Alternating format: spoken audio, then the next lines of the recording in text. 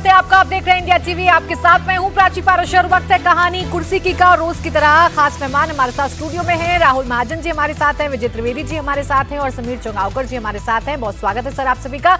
आइए सबसे पहले बात करेंगे प्रधानमंत्री नरेंद्र मोदी के दक्षिण दांव की। आज जब तमिलनाडु में विजय की शपथ हो रही थी तो मोदी भी साउथ के राज्य कर्नाटक में मौजूद थे। 5 राज्यों की विधानसभा चुनाव के नतीजों के बाद बीजेपी का मिशन साउथ शुरू हो गया है। भले ही तमिलनाडु में बीजेपी को 1 सीट पर जीत मिली, केरल में 3 कैंडिडेट ही जीते, लेकिन बीजेपी का मिशन 2029 है। अगले लोकसभा चुनाव में बीजेपी दक्षिण के राज्यों से भी मैक्सिमम गेन करना चाहती है। देखा जाए तो दक्षिण भारत से धीरे धीरे ट्रेडिशनल पार्टियों का दबदबा खत्म हो रहा है। तमिलनाडु में नई पार्टी टीवीके ने सरकार बना ली है। तमिलनाडु की पॉलिटिक्स द्रविड़ पार्टियों के बीच ही घूमती थी, लेकिन अब सुपरस्टार विजय ने धमाकेदार एंट्री कर दी है। कर्नाटक की बात करें तो बीजेपी वहां मजबूत है, सरकार एक बार बना चुकी है। केरल में बीजेपी का ग्राउंड बेस मजबूत हो रहा है, वोट शेयर बढ़ रहा है। आंध्र में एनडीए की सरकार है, तो वहीं तेलंगाना में बीजेपी कांग्रेस के बाद लोगों की सेकंड चॉइस बन रही है। तमिलनाडु एक ऐसा स्टेट है जहां बीजेपी को सबसे ज्यादा मेहनत की जरूरत है। आज विजय के शपथ ग्रहण में राहुल गांधी नजर आए और मोदी ने कर्नाटक से कांग्रेस और राहुल गांधी पर जबरदस्त अटैक किया। सबसे पहले आपको सुनवाते हैं मोदी ने आज कांग्रेस को क्या कहा। कांग्रेस की पहचान आज एक परजीवी पार्टी की बन गई है और इसलिए वो पहला मौका मिलते ही अपने साथियों के साथ भी विश्वासघात करती है। और इसलिए ही कहा जाता है कि कोई ऐसा सगा नहीं जिसे कांग्रेस ने ठगा नहीं। अभी तमिलनाडु में ही देखिए, 25-30 साल से कांग्रेस का डीएमके के साथ घनिष्ठ संबंध था। डीएमके के साथ गठबंधन ने कितनी ही बार कांग्रेस को संकटों से बाहर निकाला और 2014 के पहले 10 साल उनकी जो सरकार थी वो भी डीएमके के कारण टिकी थी। लेकिन क्या हुआ, जिस डीएमके के साथ 25-30 साल का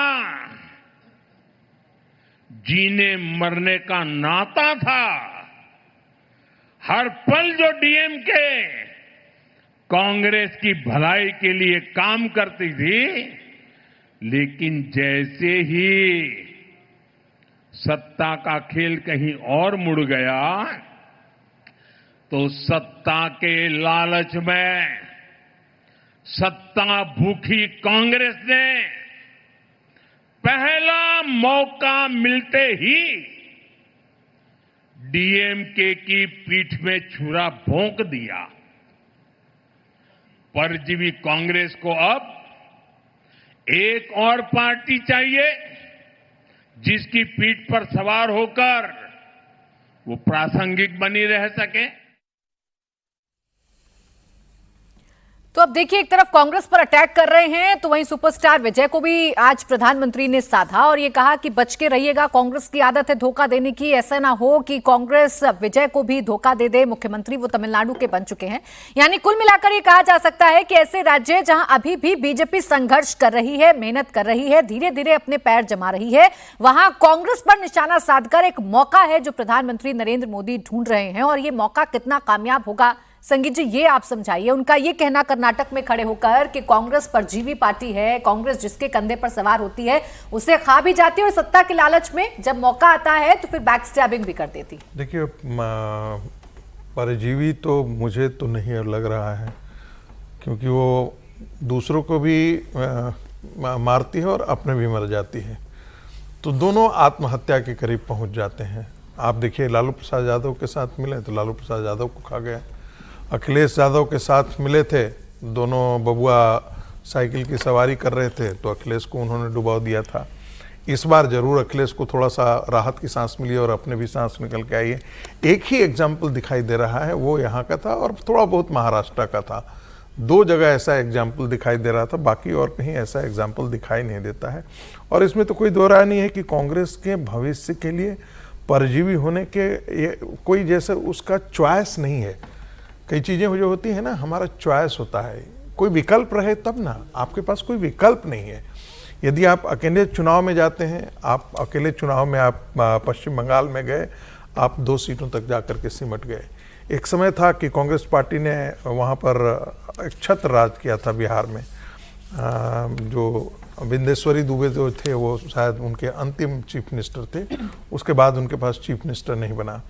और अमित शाह जी ने बहुत अच्छा परसों बताया था कि भाई 42 साल से यहाँ, 36 साल से यहाँ, 34 साल से यहाँ कांग्रेस पार्टी सरकार नहीं बना पा रही है, स्टेट आफ्टर स्टेट उसके खत्म हो जाए। और एक आंकड़ा देखिएगा आपके दर्शकों के लिए, कांग्रेस जहाँ भी तीसरे पर जाकर के खिसक जाती है, वहाँ से फिर पहले नंबर पर आने की उसकी क्षमता खत्म हो जाती है।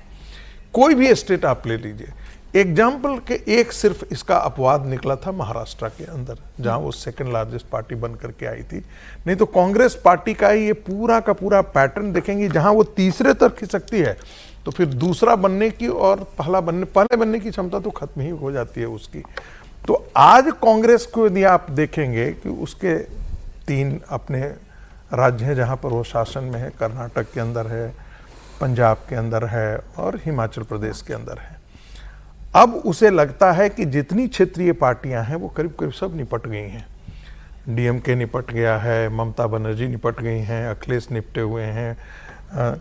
ये सब क्या करते थे, कांग्रेस पार्टी पर दबाव बांध करके कांग्रेस पार्टी को घुटने के बल पर सरकाने की कोशिश करते थे। जब विधानसभा का चुनाव होता था तब, जब लोकसभा के चुनाव होता था तब उनका मानना था कि हम बड़े भाई हैं, आप छोटे भाई हैं। और कांग्रेस को हमेशा ये लगता था कि भाई ये क्षेत्रीय पार्टियां हमारी जमीन खा करके क्षेत्रीय पार्टियां यहाँ खड़ी हुई है। तो कहीं ना कहीं विजय के साथ जाने में उनको लगता है कि एक नई पार्टी आई है, इसके साथ जाकर के कल निगोशिएशन हुआ। तो आपने देखा होगा कि विजय का स्टेटमेंट एक बहुत है, विजय के लिए मुस्लिम लीग जो है वो सेकुलर पार्टी है, बाकी जिन दलों के साथ सेकुलर है वो, बाकी जो दल हैं वो सब सेकुलर हैं। भारतीय जनता पार्टी उनके लिए सेकुलर नहीं था, लेकिन मुस्लिम लीग उनके लिए सेकुलर था। और वो अपने आप को उन्होंने डिक्लेयर कहा कि हम कांग्रेस की आइडियोलॉजी के करीब अपने आप को मानते हैं। तो स्वाभाविक है कांग्रेस आने वाले दिनों में उनके नेचुरल गठबंधन का हिस्सा कांग्रेस तो अपना विकल्प ढूंढ रही है, लेकिन दक्षिण के राज्यों में विजय जी जो आंकड़े हम चला भी रहे हैं, केरल में 3 विधायक, कर्नाटक में तो एक बार सरकार बना चुके हैं, तेलंगाना में 8, तमिलनाडु में 1 और आंध्र प्रदेश में 8 बीजेपी के विधायक। वो दक्षिण के राज्य है जो बीजेपी के लिए बड़े हमेशा से मुश्किल रहे। उन दक्षिण के राज्यों में धीमे धीमे ही सही, कम से कम पैर तो बीजेपी जमा रही है। और बीजेपी के बारे में तो कहा ही जाता है कि एक बार पैर जमाने का मौका मिल जाए, एक बार एक सीट बीजेपी जीत ले किसी भी राज्य में, फिर आगे कैसे मेहनत करनी है, कैसे उस राज्य को जीतना है, बीजेपी बखूबी जानती है। बिल्कुल ठीक है। बीजेपी के लिए जो अभी तक हम लोग नॉर्थ इंडियन पार्टी के तौर पर कहा करते थे, अब वो पूरे वो अंग बंग कलिंग तक पहुंच गई। जो पूरा का पूरा ईस्टर्न साइड है, नॉर्थ तो है ही उनके पास, राजस्थान, मध्य प्रदेश, उत्तर प्रदेश, हिमाचल, अब वो पूरा पूर्वी भारत भी उनके पास आ गया है। और दक्षिण भारत में वो कदम बढ़ा रही है। हालांकि बहुत टाइम लग रहा है, बहुत मुश्किल है, क्योंकि वो एक कल्चरल डिफरेंस कह लें, आइडियोलॉजिकल डिफरेंस कह लें, वो सब तरह की बात। लेकिन केरल में भी 3 विधायक हो जाएं, तमिलनाडु में भी हो जाएं, आंध्रा में भी हो जाएं, तो एक ये व्यवस्था बन रही है। और आप ये ठीक कह रहे हैं कि वो जहाँ पहुँच जाते हैं वहाँ देर सबेर पैर जमा लेते हैं। वो लगातार काम हो रहा है। लेकिन कांग्रेस के लिए भी, कांग्रेस के पास भले ही बहुत सारे सरकारें नहीं हों, लेकिन शायद ही कोई स्टेट हो जहाँ पर उनकी जगह, कार्यकर्ता, जमीन, बोर्ड, बैनर ना हो। वो लगातार काम कर रहे हैं, लेकिन वो कमजोर होते जा रहे हैं। जहां भारतीय जनता पार्टी अपने पैर मजबूत कर रही है, वहां कांग्रेस लगातार कमजोर हो रही है। कांग्रेस के अवशेष हर जगह मिल जाते हैं। हाँ, अवशेष कह लें, कुछ भी कह लें, लेकिन मैं समझता हूँ डेमोक्रेसी में नंबर गेम और सरकारें बहुत महत्वपूर्ण है। हाँ। लेकिन केवल उसी आधार पर आप किसी पार्टी को पॉपुलर पार्टी के तौर पर नहीं आंक सकते, क्योंकि यदि आप हिस्ट्री देखें तो 1952 से 1990 तक पहली बार भारतीय जनता पार्टी की सरकार 1990 में बनी, 5 मार्च 1990 को हिमाचल में। वो भी अनस्टेबल गवर्नमेंट थी शांता कुमार जी की, राहुल जी के प्रदेश से। फिर मध्य प्रदेश और राजस्थान और जगह। उसमें आगे एक्सप्लेन करिएगा शांता कुमार जी की सरकार क्यों गई। हाँ, वो तो खैर अलग बात है, लेकिन मैंने कहा कि तो 40 साल लगे भारतीय जनता पार्टी को सरकार बनाने में, और एक बड़ी, लेकिन उसके बाद उसने पीछे मुड़कर नहीं देखा। इवन जब 92 में सरकारें बर्खास्त कर दी नरसिम्हा राव सरकार ने सेंटर में बाबरी मस्जिद के बाद, तो उसके बाद भी सरकारें लगातार उनकी बढ़ती रही और वो अपनी जगह बना रहे। बीजेपी और कांग्रेस में यही फर्क है कि कांग्रेस अपनी जमीन छोड़ती जा रही है और भारतीय जनता पार्टी अपनी जमीन बढ़ाती जा रही है। ये तो ये एक बड़ा पॉलिटिकल, क्योंकि आप सोचिए उड़ीसा जैसा स्टेट जिसे हम सब नेशनलिज्म वाला या लैंग्वेज वाला स्टेट मानते थे, लिंग्विस्टिक स्टेट, वहाँ उनकी सरकार हो गई। पश्चिम बंगाल में उनकी सरकार हो गई। पूर्वी भारत को तो ज़्यादातर लोग समझते ही नहीं थे कि वो भारत के हिस्से में है या क्या। आप पूरे के पूरे पूर्वी भारत में भारतीय जनता पार्टी की सरकार बन गई है। तो अब विपक्ष को और कांग्रेस को देखना कि वो किस तरह से इस रास्ते पर अपनी जगह वापस ले सकते हैं। एक है जो टॉप से नीचे ऐसा लुढ़का के लगातार नीचे ही लुढ़कता जा रहा है, और एक है जिसने शून्य से गिनती शुरुआत की, लेकिन अब वो शून्य से आगे कितना निकल चुका है, उसका हाथ पकड़ना कितना मुश्किल हो रहा है, ये कम से कम दक्षिण के राज्यों से आ रहे नतीजे तो बता रहे हैं। और प्रधानमंत्री का बार बार दक्षिण के राज्यों में जाना, समीर जी वहां पर दौरे करना, आज तमिलनाडु में जब नई सरकार का गठन हो रहा है, कांग्रेस के साथ मिलकर थलापति विजय आज मुख्यमंत्री बन रहे हैं, ऐसे में प्रधानमंत्री का कर्नाटक जाना, आर्ट ऑफ लिविंग में पहुंचना और वहां पर संबोधित करना और ये बताना कि लोटस की छत्र छाया में या लोटस की लीडरशिप में कैसे पूरा देश आगे बढ़ रहा है, तो मैसेजिंग कहां पर कैसे करनी है, कहां पर कैसे अपनी जमीन तलाशनी है, ये बीजेपी बखूबी जानती है। देखिए, मुझे लगता है कि प्रधानमंत्री नरेंद्र मोदी और भारतीय जनता पार्टी इस बात को अब समझ गई है बहुत अच्छे से कि उत्तर भारत के अंदर, पूर्व भारत के अंदर और पश्चिम भारत अगर देखें और नॉर्थ ईस्ट देखें तो भारतीय जनता पार्टी बहुत स्ट्रांग वहां पर खुद भी हो गई है और अपनी सहयोगी के साथ बहुत मजबूत सरकार चला रही है। अब प्रधानमंत्री नरेंद्र मोदी इस बात को जानते हैं कि देश को अगर कांग्रेस मुक्त करना है तो दक्षिण में भी भारतीय जनता पार्टी को पैर फैलाने होंगे। अगर कांग्रेस का आप अगर देखें दक्षिण सपोर्ट, तो कांग्रेस के 99 सांसद है, लेकिन 49 सांसद कांग्रेस के दक्षिण के राज्यों से आते हैं। 49 सांसद मतलब आधे से ज्यादा सांसद कांग्रेस के दक्षिण के राज्यों से आते हैं। और कांग्रेस का प्रभाव भी अगर आप देखेंगे तो अभी 5 राज्यों में चुनाव हुए, तो केरल में कांग्रेस ने सरकार बना ली है, गठबंधन में यूडीएफ ने बना ली है। अगर आप देखेंगे तो तेलंगाना में कांग्रेस की सरकार है, एक हिमाचल में कांग्रेस की सरकार है और कर्नाटका में सरकार है। तो कर्नाटका, केरल और तेलंगाना 3 राज्य उनकी सरकार है और तमिलनाडु में 5 एमएलए हैं और उन्होंने वहां सरकार में अब कह सकते हैं कि उनके टेके पे सरकार है, तो वो शेयर राहुल गांधी उसका ले सकते हैं। लेकिन बड़े 3 राज्य अगर देखें तो कर्नाटका में सरकार है, केरल में आपकी है, तमिलनाडु में आपकी पूर्ण बहुमत की, तेलंगाना में आपकी पूर्ण बहुमत की सरकार है। तो मुझे लग रहा है कि भारतीय जनता पार्टी की कोशिश है कि अब कांग्रेस को अगर कमजोर करना है, सत्ता से बाहर करना है, पूरे राष्ट्र में कमजोर करना है, तो दक्षिण की ओर फोकस करना पड़ेगा। और भारतीय जनता पार्टी भी इस बात की कोशिश में है कि उत्तर भारत हमारे पास है, और जो भारतीय जनता पार्टी पर लगता रहा है कि उत्तर भारतीय की पार्टी है, हिंदुओं की पार्टी है, हिंदी की भाषी लोगों की पार्टी है, दक्षिण में भारतीय जनता पार्टी को बहुत प्रभाव नहीं बढ़ा। लेकिन मुझे लगा कि भारतीय जनता पार्टी ने जिस तरीके से आंध्र प्रदेश में चंद्रबाबू नायडू के साथ गठबंधन किया, अब राज्य सरकार में वहां सहयोगी दल के रूप में है, तेलंगाना में लोकसभा चुनाव में जिस तरीके से बेहतर भारतीय जनता पार्टी ने वहां प्रदर्शन किया है, कर्नाटका में तो भारतीय जनता पार्टी की सरकार काफी बार रह चुकी है और उम्मीद है कि जिस तरीके से कर्नाटका में कांग्रेस की सरकार है, आने वाले विधानसभा चुनाव में कर्नाटका में भारतीय जनता पार्टी सरकार बना लेगी। तो भारतीय जनता पार्टी की कोशिश है कि कर्नाटक, जो दक्षिण का सबसे बड़ा द्वार है कर्नाटका, वहां अगली बार सरकार बनाना है। उसके अलावा भारतीय जनता पार्टी ने जिस तरीके से अब केरल में अपने 3 विधायक बना लिए, जिस केरल में भारतीय जनता पार्टी को कोई पूछता नहीं था, आज उनके 3 एमएलए, एक सांसद है सुरेश गोपी जो केंद्र के अंदर मंत्री है। तो मुझे लग रहा है कि भारतीय जनता पार्टी का पूरा फोकस दक्षिण के राज्यों की तरफ होगा और मुझे लग रहा है भारतीय जनता पार्टी उसी दिशा में कोशिश कर रही है। प्रधानमंत्री मोदी ने जो आज कांग्रेस को लेकर कहा है और विजय को संदेश देने की कोशिश की है कि संभल कर रहना, कांग्रेस जिसके साथ जाती है उसको खा जाती है। मतलब उन्होंने विजय को सचेत किया है कि भाई कांग्रेस के भले ही 5 एमएलए के दम पर आपने आज सरकार बनाई है और ये धोखा देने वाली पार्टी है। उन्होंने डीएमके का जिक्र किया कि जिस तरीके से डीएमके ने, कनिमोजी ने कल ही लिखा है कि भाई हमें कांग्रेस से अलग बढ़ने की जगह दी जाए लोकसभा के अंदर, अब डीएम के साथ गठबंधन टूट गया है। लेकिन क्या कांग्रेस के लिए बड़ा संकट है जो प्रधानमंत्री कहना चाहते हैं, 2 साल बाद लोकसभा का चुनाव है, तो क्या कांग्रेस अब तमिलनाडु में विजय के साथ लोकसभा चुनाव लड़ेगी या डीएमके के साथ लगातार चुनाव लड़ते रहिए तो उसके साथ जाएगी, ये देखने वाली बात होगी। फिलहाल भारतीय जनता पार्टी के का ये कोशिश दक्षिण राज्यों में जाने के, प्रधानमंत्री मोदी ने बहुत स्पष्ट संदेश दे दिया है कि भारतीय जनता पार्टी का अगला फोकस कांग्रेस को दक्षिण से उखाड़ फेंकना होगा। एक और संदेश दिया है, मैं वो सुनवा देती हूँ। आज जब श्री रविशंकर के यहाँ संबोधित कर रहे थे प्रधानमंत्री नरेंद्र मोदी, तो जनता को संबोधित करते हुए प्रधानमंत्री ने अपने ही अंदाज में कहा कि मैं आपका ही हूँ, आपके लिए ही आया हूँ और आज जहां बैठा हुआ हूँ वो भी आप ही के कारण बैठा हुआ हूँ। सुनिए जरा। आप ही का हूं, आप ही के बीच आया हूं और आप ही के लिए आया हूं। और जहां हूं वहां भी आप ही के कारण हूं।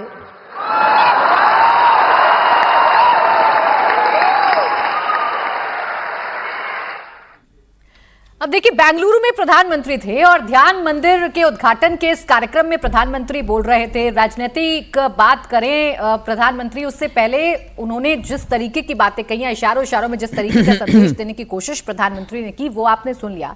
राहुल जी, यहीं पर आगे वो जो मैं लोटस वाली बात कह रही थी, वो लोटस का भी जिक्र प्रधानमंत्री ने किया था और यही अंदाज है प्रधानमंत्री का, कहीं पे निगाहें कहीं पर निशाना, ये कहें तो गलत नहीं होगा। कर्नाटक में है, बेंगलुरु में है, अगला लक्ष्य यही है, गेटवे ऑफ साउथ को भेदना, कर्नाटक में एक बार फिर से अपनी सरकार बनाना, और उसकी कोशिशें आज से ही शुरू हो गई हैं।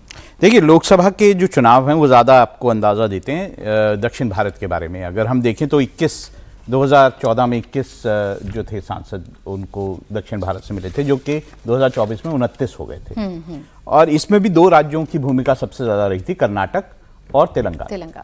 ये 2 राज्य ऐसे हैं, देखिए कर्नाटक में तो ऐसा लगता है कि कांग्रेस जो है अपने जो अंदरूनी कलह है उसके कारण कहीं ना कहीं सत्ता खोएगी, क्योंकि जिस तरह से 2 लोग वहाँ पे लड़ रहे हैं कांग्रेस के प्रमुख नेता, तो उसके कारण बीजेपी के, मेरे को लगता है कि जो प्रॉस्पेक्ट्स हैं वो ज़्यादा बढ़ जाते हैं। वैसे अगर हम देखें विधानसभा चुनावों को देखें 2014 और 2024 अगर हम 14 और 2024 में देखें तो एक ही जैसी सीटें लगभग कर्नाटक से 17 सीटें आई थी। लेकिन एक बात जो है ना, वो बीजेपी ने शायद बहुत अच्छे से सीख ली है। अब पॉलिटिक्स में ये सारा कुछ होता ही है कि कोई दुश्मन नहीं है, जो है सारे दोस्त हैं। तो अगर मैं उसका एक एग्जांपल देखूं तो अंबरनाथ म्युनिसिपल कॉरपोरेशन एक एग्जांपल है, जिसमें बीजेपी, कांग्रेस और एनसीपी एक साथ मिलकर है। और दूसरा एग्जांपल जो है वो अकोट की म्युनिसिपैलिटी है, जिसमें बीजेपी और AIMIM साथ है। तो कोई कॉम्बिनेशन मतलब दिमाग में तो नहीं बैठता है ना, तो ये पॉलिटिक्स का कॉम्बिनेशन है। तो वो बीजेपी अच्छे से सीख गई है कि सत्ता में आने के लिए उनको जो कुछ करना है, जिस तरह के कॉम्बिनेशन बनाने हैं वो बनाएंगे। और ये शायद इसलिए भी है कि बीजेपी ये मानती है कि सत्ता में रह के ही चेंजेस किए जा सकते हैं, जो उनकी अपनी पॉलिसीज हैं उन्हें इंप्लीमेंट किया जा सकता है, तो उसके लिए वो तैयारी कर रहे हैं। और अब दक्षिण राज्य जिसकी हम बात कर रहे थे, दक्षिण राज्यों में मुझे लगता है कर्नाटक और तेलंगाना अगले ऐसे जगहें होंगी जहां पे बीजेपी अच्छा प्रदर्शन करेगी। अब देखिए, जैसा अभी आपने उदाहरण दिया, सत्ता में बने रहने के लिए कई बार गठबंधन किए जाते हैं, और संगीत जी यही मजबूरी तो कांग्रेस की भी रही होगी ना भाई। आपको तमिलनाडु में अपनी जड़ों को मजबूत रखना है, अपने संगठन में अगर उत्साह अगर आपको भरना है, तो आप जरूरी है कि आप सत्ता के साथ रहें। और जब ऑप्शन मिल रहा है, सामने से ही आपको ऑप्शन मिल रहा है, तो कांग्रेस क्यों उस ऑप्शन को छोड़ेगी? देखिए, भारतीय जनता पार्टी और कांग्रेस दोनों के बीच में जब ये तुलना होती है तो मैं थोड़ी सा, मुझे लगता है कि उसमें दोबारा तरीके से सोचना चाहिए, दूसरे तरीके से सोचना चाहिए। भारतीय जनता पार्टी एक जिसे कहते हैं ना, चढ़ान पर थी और वो धीरे धीरे सफलता प्राप्त कर रही थी, एक के बाद दूसरा राज, दूसरा तीसरा राज। कांग्रेस पार्टी ढलान पर है। ढलान पर नीचे उतरने के बाद चढ़ना थोड़ा सा ज़्यादा मुश्किल मुझे लगता है, क्योंकि आप ढलान पर आए ही इसी कारण से क्योंकि क्षेत्रीय पार्टियां ने आपका इरोजन किया। जहां जहां भी भारतीय जनता पार्टी से वो डायरेक्ट लड़ रही है, वहां पर आप देखेंगे कि भारतीय जनता पार्टी के साथ वो अच्छा करती है। एक बार मध्य प्रदेश में चुनाव जीतती है, तो मध्य प्रदेश में हालांकि मुश्किल है, गुजरात भी मुश्किल हो गया उसके लिए, छत्तीसगढ़ मुश्किल था, लेकिन वहां भी भारतीय जनता पार्टी को कांग्रेस पार्टी ने हराया। लेकिन राजस्थान में आप देखिए, राजस्थान में एक बार भारतीय जनता पार्टी आती है तो दूसरी बार कांग्रेस आ जाती है। तो जहां हिमाचल की बात होती है तो हिमाचल में भी वो परिवर्तन करती है, उत्तराखंड होती है तो उत्तराखंड में भी हालांकि कंटिन्यू कर गया है, लेकिन ऐसा ही पैटर्न था। एक बार भारतीय जनता पार्टी है, जहां भारतीय जनता पार्टी से सीधा उसका टक्कर होता है, वहां तो कांग्रेस के परफॉर्मेंस के चांसेस बढ़ जाते हैं, अच्छे हो जाते हैं। लेकिन जहां वो क्षेत्रीय पार्टियों के साथ टकराव में है, वहां पर उसके रिवाइवल की संभावनाएं बहुत नगण्य दिखाई देती है। तो ये एक पैटर्न साफ मुझे जो है वो दिखाई देता है। तो इसमें कोई दायरा नहीं कि कांग्रेस पार्टी राइज तभी कर सकती है, दोबारा बड़ी पार्टी के तौर पर खड़ी हो सकती है, जब कोई नया नैरेटिव खड़ा करे और लोगों को उसके प्रति आसक्ति हो, उसके प्रति मन में आए कि नहीं ये बहुत अच्छी बात है। अब आप संविधान बचाओ आंदोलन लेकर के चले, लेकिन सड़क की लड़ाई तो आपने लड़ा नहीं, आप ले करके घूम गए, उस समय हो गया, लेकिन बाद में लोगों को लगा कि नहीं यार ये तो ठीक बात नहीं है जो था, और नतीजा है कि उसके बाद के जितने इलेक्शन है वो सबके सब आप इलेक्शन हारते गए। तो वो जो आपने नैरेटिव चलाने के भारतीय जनता पार्टी राजनीति में नया प्रयोग करती है और उसके कार्डर्स लोग जज्बे के साथ लड़ रहे होते हैं। कांग्रेस कहीं लड़ नहीं रही होती है, डिफॉल्ट से वो सत्ता में आ जाती है। मैं बार बार फिर इसको जिक्र कर रहा हूं, भारतीय जनता पार्टी गलती करती है। पहले कहा जाता था कांग्रेस गलती करती है तब भारतीय जनता पार्टी आती है, लेकिन भारतीय जनता पार्टी के पास एक सोशल बेस होता था, कार्डर का एक बेस होता था, राष्ट्रीय स्वयंसेवक संघ के ऐसे डेडिकेटेड लोग होते थे जो जिनको अपने पैसे और खर्च पर जा करके आपकी सभाओं के हिस्सा बनते थे, आपके लिए काम करते थे, आपके लिए बूथ पर जाते थे, आपके लिए कैंपेन करते थे। क्या कांग्रेस पार्टी के पास ऐसा कोई कार्डर बचा है क्या? मुझे तो नहीं लगता है। न बंगाल में बचा है, न बिहार में। चाहे पूरा आप उड़ीसा से गिन लीजिए, न उत्तर आप आते जाइए, क्या कहीं पर भी बचा हो उसका कार्डर? आप आज देख लीजिए आसाम एक समय कांग्रेस पार्टी एक छत्र राज करती थी। असम गण परिषद का आंदोलन आया तो असम गण परिषद ने आंदोलन से पटका, लेकिन आंदोलन से निकली हुई पार्टियों की आयु बहुत कमजोर होती है, फिर वो दोबारा सत्ता में आ गई। लेकिन आज आसाम में आप मुस्लिम लीग के तौर पर आप खड़े हो गए, 19 में से 18 आपके मुस्लिम जीते हैं। हिंदुओं ने आपको पूरी तरीके से रिजेक्ट कर दिया। बंगाल में हिंदुओं ने आपको रिजेक्ट कर दिया। जिस हिंदुत्व को रोज पानी पी पी करके कोसते हैं राहुल गांधी, वो उस हिंदुत्व की ताकत है कि भारतीय जनता पार्टी सत्ता में और आप सत्ता से रोज बाहर होते जा रहे हैं। ठीक है, लेकिन देखिए केरला में उन्होंने अपनी सरकार बनाई और अच्छे खासे मार्जिन किसके से अपने से नहीं, अपनी हैसियत से नहीं बनाई, वहां भी मुस्लिम लीग और फैनेटिक तत्वों के साथ बनाई। जिस मुस्लिम लीग ने भारत विभाजन किया, उसी मुस्लिम लीग के बचे हुए, और ये मत सोचिएगा कि कोई बनाने वाले, उनके संस्थापक सदस्य जो पाकिस्तान नहीं गए थे वो उस मुस्लिम लीग के हिस्से बने। अभी तो उस मुस्लिम लीग के साथ आप सरकार बना रहे हैं। वहां भी चुनौती ये है विजय जी, वहां भी चुनौती ये है कि अभी इतने दिन बीत गए हैं, बैठकों पर बैठकें चल रही हैं, 3 चेहरे हैं जो आमने सामने हैं केरला में, कौन मुख्यमंत्री बनेगा, कौन मुख्यमंत्री नहीं बनेगा, ये अभी तक कांग्रेस तय नहीं कर पा रही है केरला में। ये महत्वपूर्ण है और ये ज़्यादा बड़ा संकट है, मैं समझता हूँ कांग्रेस की लीडरशिप के लिए भी कि वैसे अभी बताया गया तीनों को ही कि भाई वो पार्टी की वजह से जीते हैं, लीडर की वजह से नहीं जीते हैं और अब आगे चलकर क्या करना है। लेकिन यदि ये क्राइसिस बहुत समय तक चला, एक तो अभी तक ख़त्म नहीं हुआ है, इसका मतलब कि नेतृत्व को लेकर सवाल खड़े हैं कि क्या इतनी मजबूत नहीं है लीडरशिप की वो तय कर सके। ये बंगाल में भारतीय जनता पार्टी एक दिन में तय कर सकती है कि शुभेंदु अधिकारी को चीफ मिनिस्टर बनाना है। मतलब उन्होंने इलेक्शन लड़ा है, कैंपेन किया, वो सब सही है, लेकिन ये लीडरशिप को तय करना था ना कि दिलीप घोष हों कि शुभेंदु हों कि अग्निमित्रा हों या कोई और हों, लेकिन उन्होंने तय कर लिया। अब इतनी बड़ी जीत और अकेला राज्य ऐसा है जहाँ पर वो सरकार बनाकर अच्छे से कामयाबी हासिल कर सकते हैं, 10 साल बाद हो सकती है, उसमें लीडरशिप कर रही है। और मुझे लगता है ये जिस तरह से फैसला हो रहा है, जो भी फैसला हो जाएगा 1-2 दिन में फैसला, लेकिन ये फैसला कांग्रेस को कहीं राजस्थान और मध्य प्रदेश की तरफ तो नहीं ले जा रहा कि फिर वहाँ पर दो चीफ मिनिस्टर नहीं बनेंगे, वो रोजाना चक्कर लगा रहे हैं, एक प्रियंका जी के, एक राहुल जी के, एक खड़गे साहब के पास, और वो सरकार खिंचते खिंचते किसी तरह से चलती रहे। तो ऐसे मामलों पर ज़्यादा फैसला, जल्दी फैसला और मजबूत फैसले करने की ज़रूरत होती है। लेकिन अब कांग्रेस लीडरशिप में शायद इस पर कोई बात हुई है कि नहीं हुई है, लेकिन ऐसा कहना कि कांग्रेस के पास कुछ नहीं है। अभी 2024 के चुनाव में भी अभी राहुल जी जैसे जिक्र कर 13 करोड़ से ज़्यादा वोट, 13 करोड़ 67 लाख वोट मिले कांग्रेस को। तो कोई कांग्रेस कमज़ोर पार्टी नहीं है। और यदि इस नंबर को देखा जाए तो मेरे ख्याल से बीजेपी को तो 70 साल लग गए थे इस नंबर तक पहुंचने में, वो आज बचे हुए में भी 13 करोड़ पर है। तो इसलिए कोई भी पॉलिटिकल पार्टीज़ में और डेमोक्रेसी में ये सब चलता रहता है, सरकारें आती है, सरकारें जाती है। 77 में इंदिरा गांधी की सरकार चली गई तो लोगों को लगा था कि अब तो ख़त्म ही हो गई कांग्रेस, लेकिन 1980 में आ गई। और 1984 में जब भारतीय जनता पार्टी की 2 सीटें आई तो कौन नहीं था जिसने मर्सिया नहीं पढ़ा हो भारतीय जनता पार्टी का, लेकिन वो 303 पर पहुंच जाती है। लेकिन आप कैसे चेंज करते हो उस गियर को, जो प्रोफेसर साहब ने कहा ना, वो बड़ी बात है कि कोई एक नए नैरेटिव के साथ उनको आना पड़ेगा कि जिस पर चलकर लोग उनके साथ खड़े हो। कोई कारण तो हो उनके साथ, कहने से, चिल्लाने से काम नहीं चल पाएगा। ये देखना होगा राहुल गांधी को भी और पूरी कांग्रेस को ये देखना होगा कि जनाधार अगर आपके साथ है, अगर आपको वोट मिल रहे हैं, अगर आपका वोट परसेंटेज बना हुआ है कुछ राज्यों में, तो आपने कैसे उसे आगे बढ़ाना है, कौन सा मुद्दा उठाना है और कितना सटीक मुद्दा उठाना है। आइए बात पश्चिम बंगाल की कर लेते हैं, जहां सियासत 360 डिग्री घूम गई है। शुभेंदु ने सीएम का रुतबा हासिल करते ही ताबड़तोड़ एक्शन लेना शुरू कर दिया है। कल उन्होंने पश्चिम बंगाल के डीजीपी, चीफ सेक्रेटरी और होम सेक्रेटरी के साथ बैठक की। मीटिंग इमरजेंसी थी क्योंकि कल ही वो सीएम बने थे, लिहाजा सबसे 1-to-1 करना चाहते थे। कल यानी सोमवार को भी शुवेंदु काफी एक्टिव रहने वाले हैं।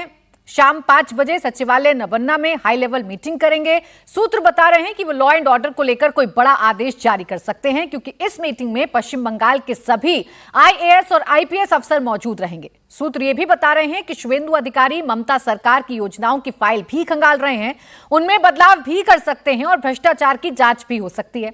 इधर दीदी को अब विरोधियों की याद आ गई है। जब तक सत्ता में थी, बंगाल का किला संभालने में जुटी थी। जैसे ही बीजेपी ने ममता को सत्ता से दूर किया, अब अपने लोगों की याद आने लगी। वो अपने लोग जिन्हें वक्त रहते दीदी ने अपने विरोधी करार दे दिया था। दीदी अब उन सबको एकजुट करने की बात कर रही हैं।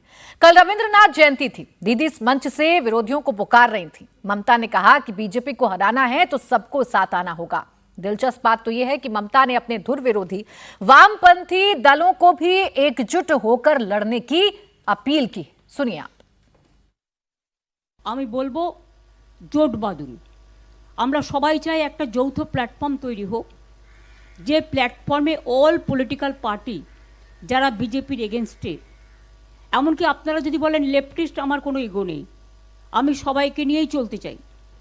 এবং আজকে যা অবস্থা, বিজেপিকে যদি রুখতে হয়, লেফটিস্ট সবাইকে, আল্ট্রা লেফট সবাইকে, আমাদের তৃণমূল কংগ্রেস আমরা কথা দিচ্ছি, ন্যাশনাল পার্টি সবাইকে, যার যতটুকু শক্তি আছে, দিল্লিতেও যেমন আমরা লড়াই করব, তেমনি বাংলাতেও আসুন আমরা জোট বাঁধি।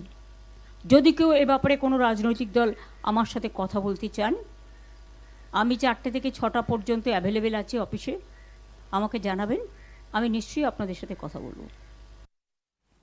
तो यही ममता बनर्जी हैं। इंडिया अलायंस फॉर्म होने के बाद भी 24 के लोकसभा चुनावों में कांग्रेस को जगह नहीं दी थी ममता बनर्जी ने, लेकिन अब ममता बनर्जी को जरूरत आन पड़ी है अपने तमाम साथियों की, तो अपील भी कर रही है। मैं आ रही हूं सर आपके पास। उससे पहले क्या इस पर अब चर्चा हो रही है ये बता देते हैं। बीजेपी के राज्यसभा सांसद राहुल सिन्हा ने कहा है कि ममता के साथ कोई नहीं आएगा। जब तक वो सत्ता में थी तब तक किसी को भाव नहीं दिया, और अब जब उनकी सरकार चली गई है तो विरोधियों के आगे गुहार लगा रही हैं।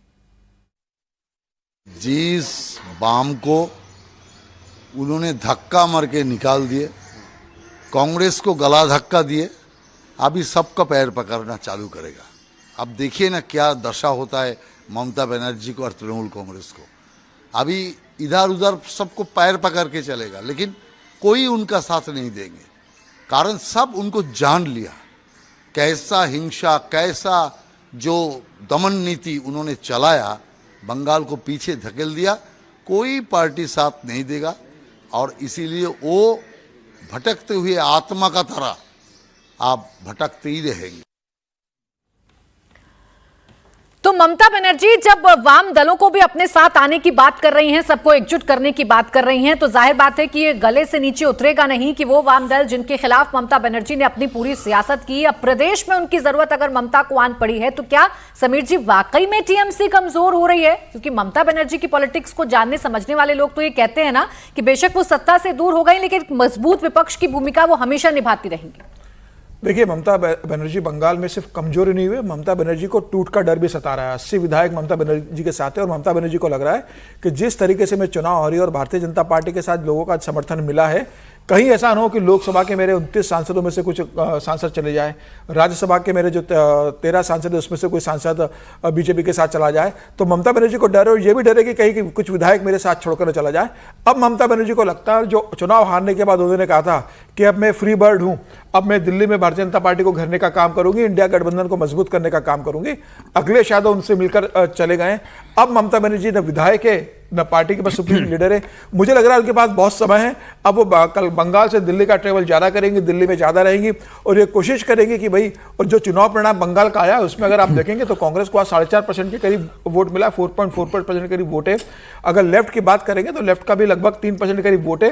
दोनों का वोट बैंक अगर मिला ले तो 7-7.5% का वोट बैंक बंगाल के अंदर होता है। ममता बनर्जी को लग रहा है कि भाई लोकसभा विधानसभा चुनाव तो मैं हार गई हूं, लेकिन 2 साल के बाद लोकसभा चुनाव होने वाले 2029 के अंदर, और ममता बनर्जी अगर लोकसभा में हार जाती है, भारतीय जनता पार्टी अगर वहां पर बेहतर प्रदर्शन करती है, जो ममता बनर्जी की अभी 29 सीटें अगर वो भारतीय जनता पार्टी लोकसभा में जीत जाती है 29-30, तो ममता बनर्जी के लिए बहुत बड़ी चुनौती होगी।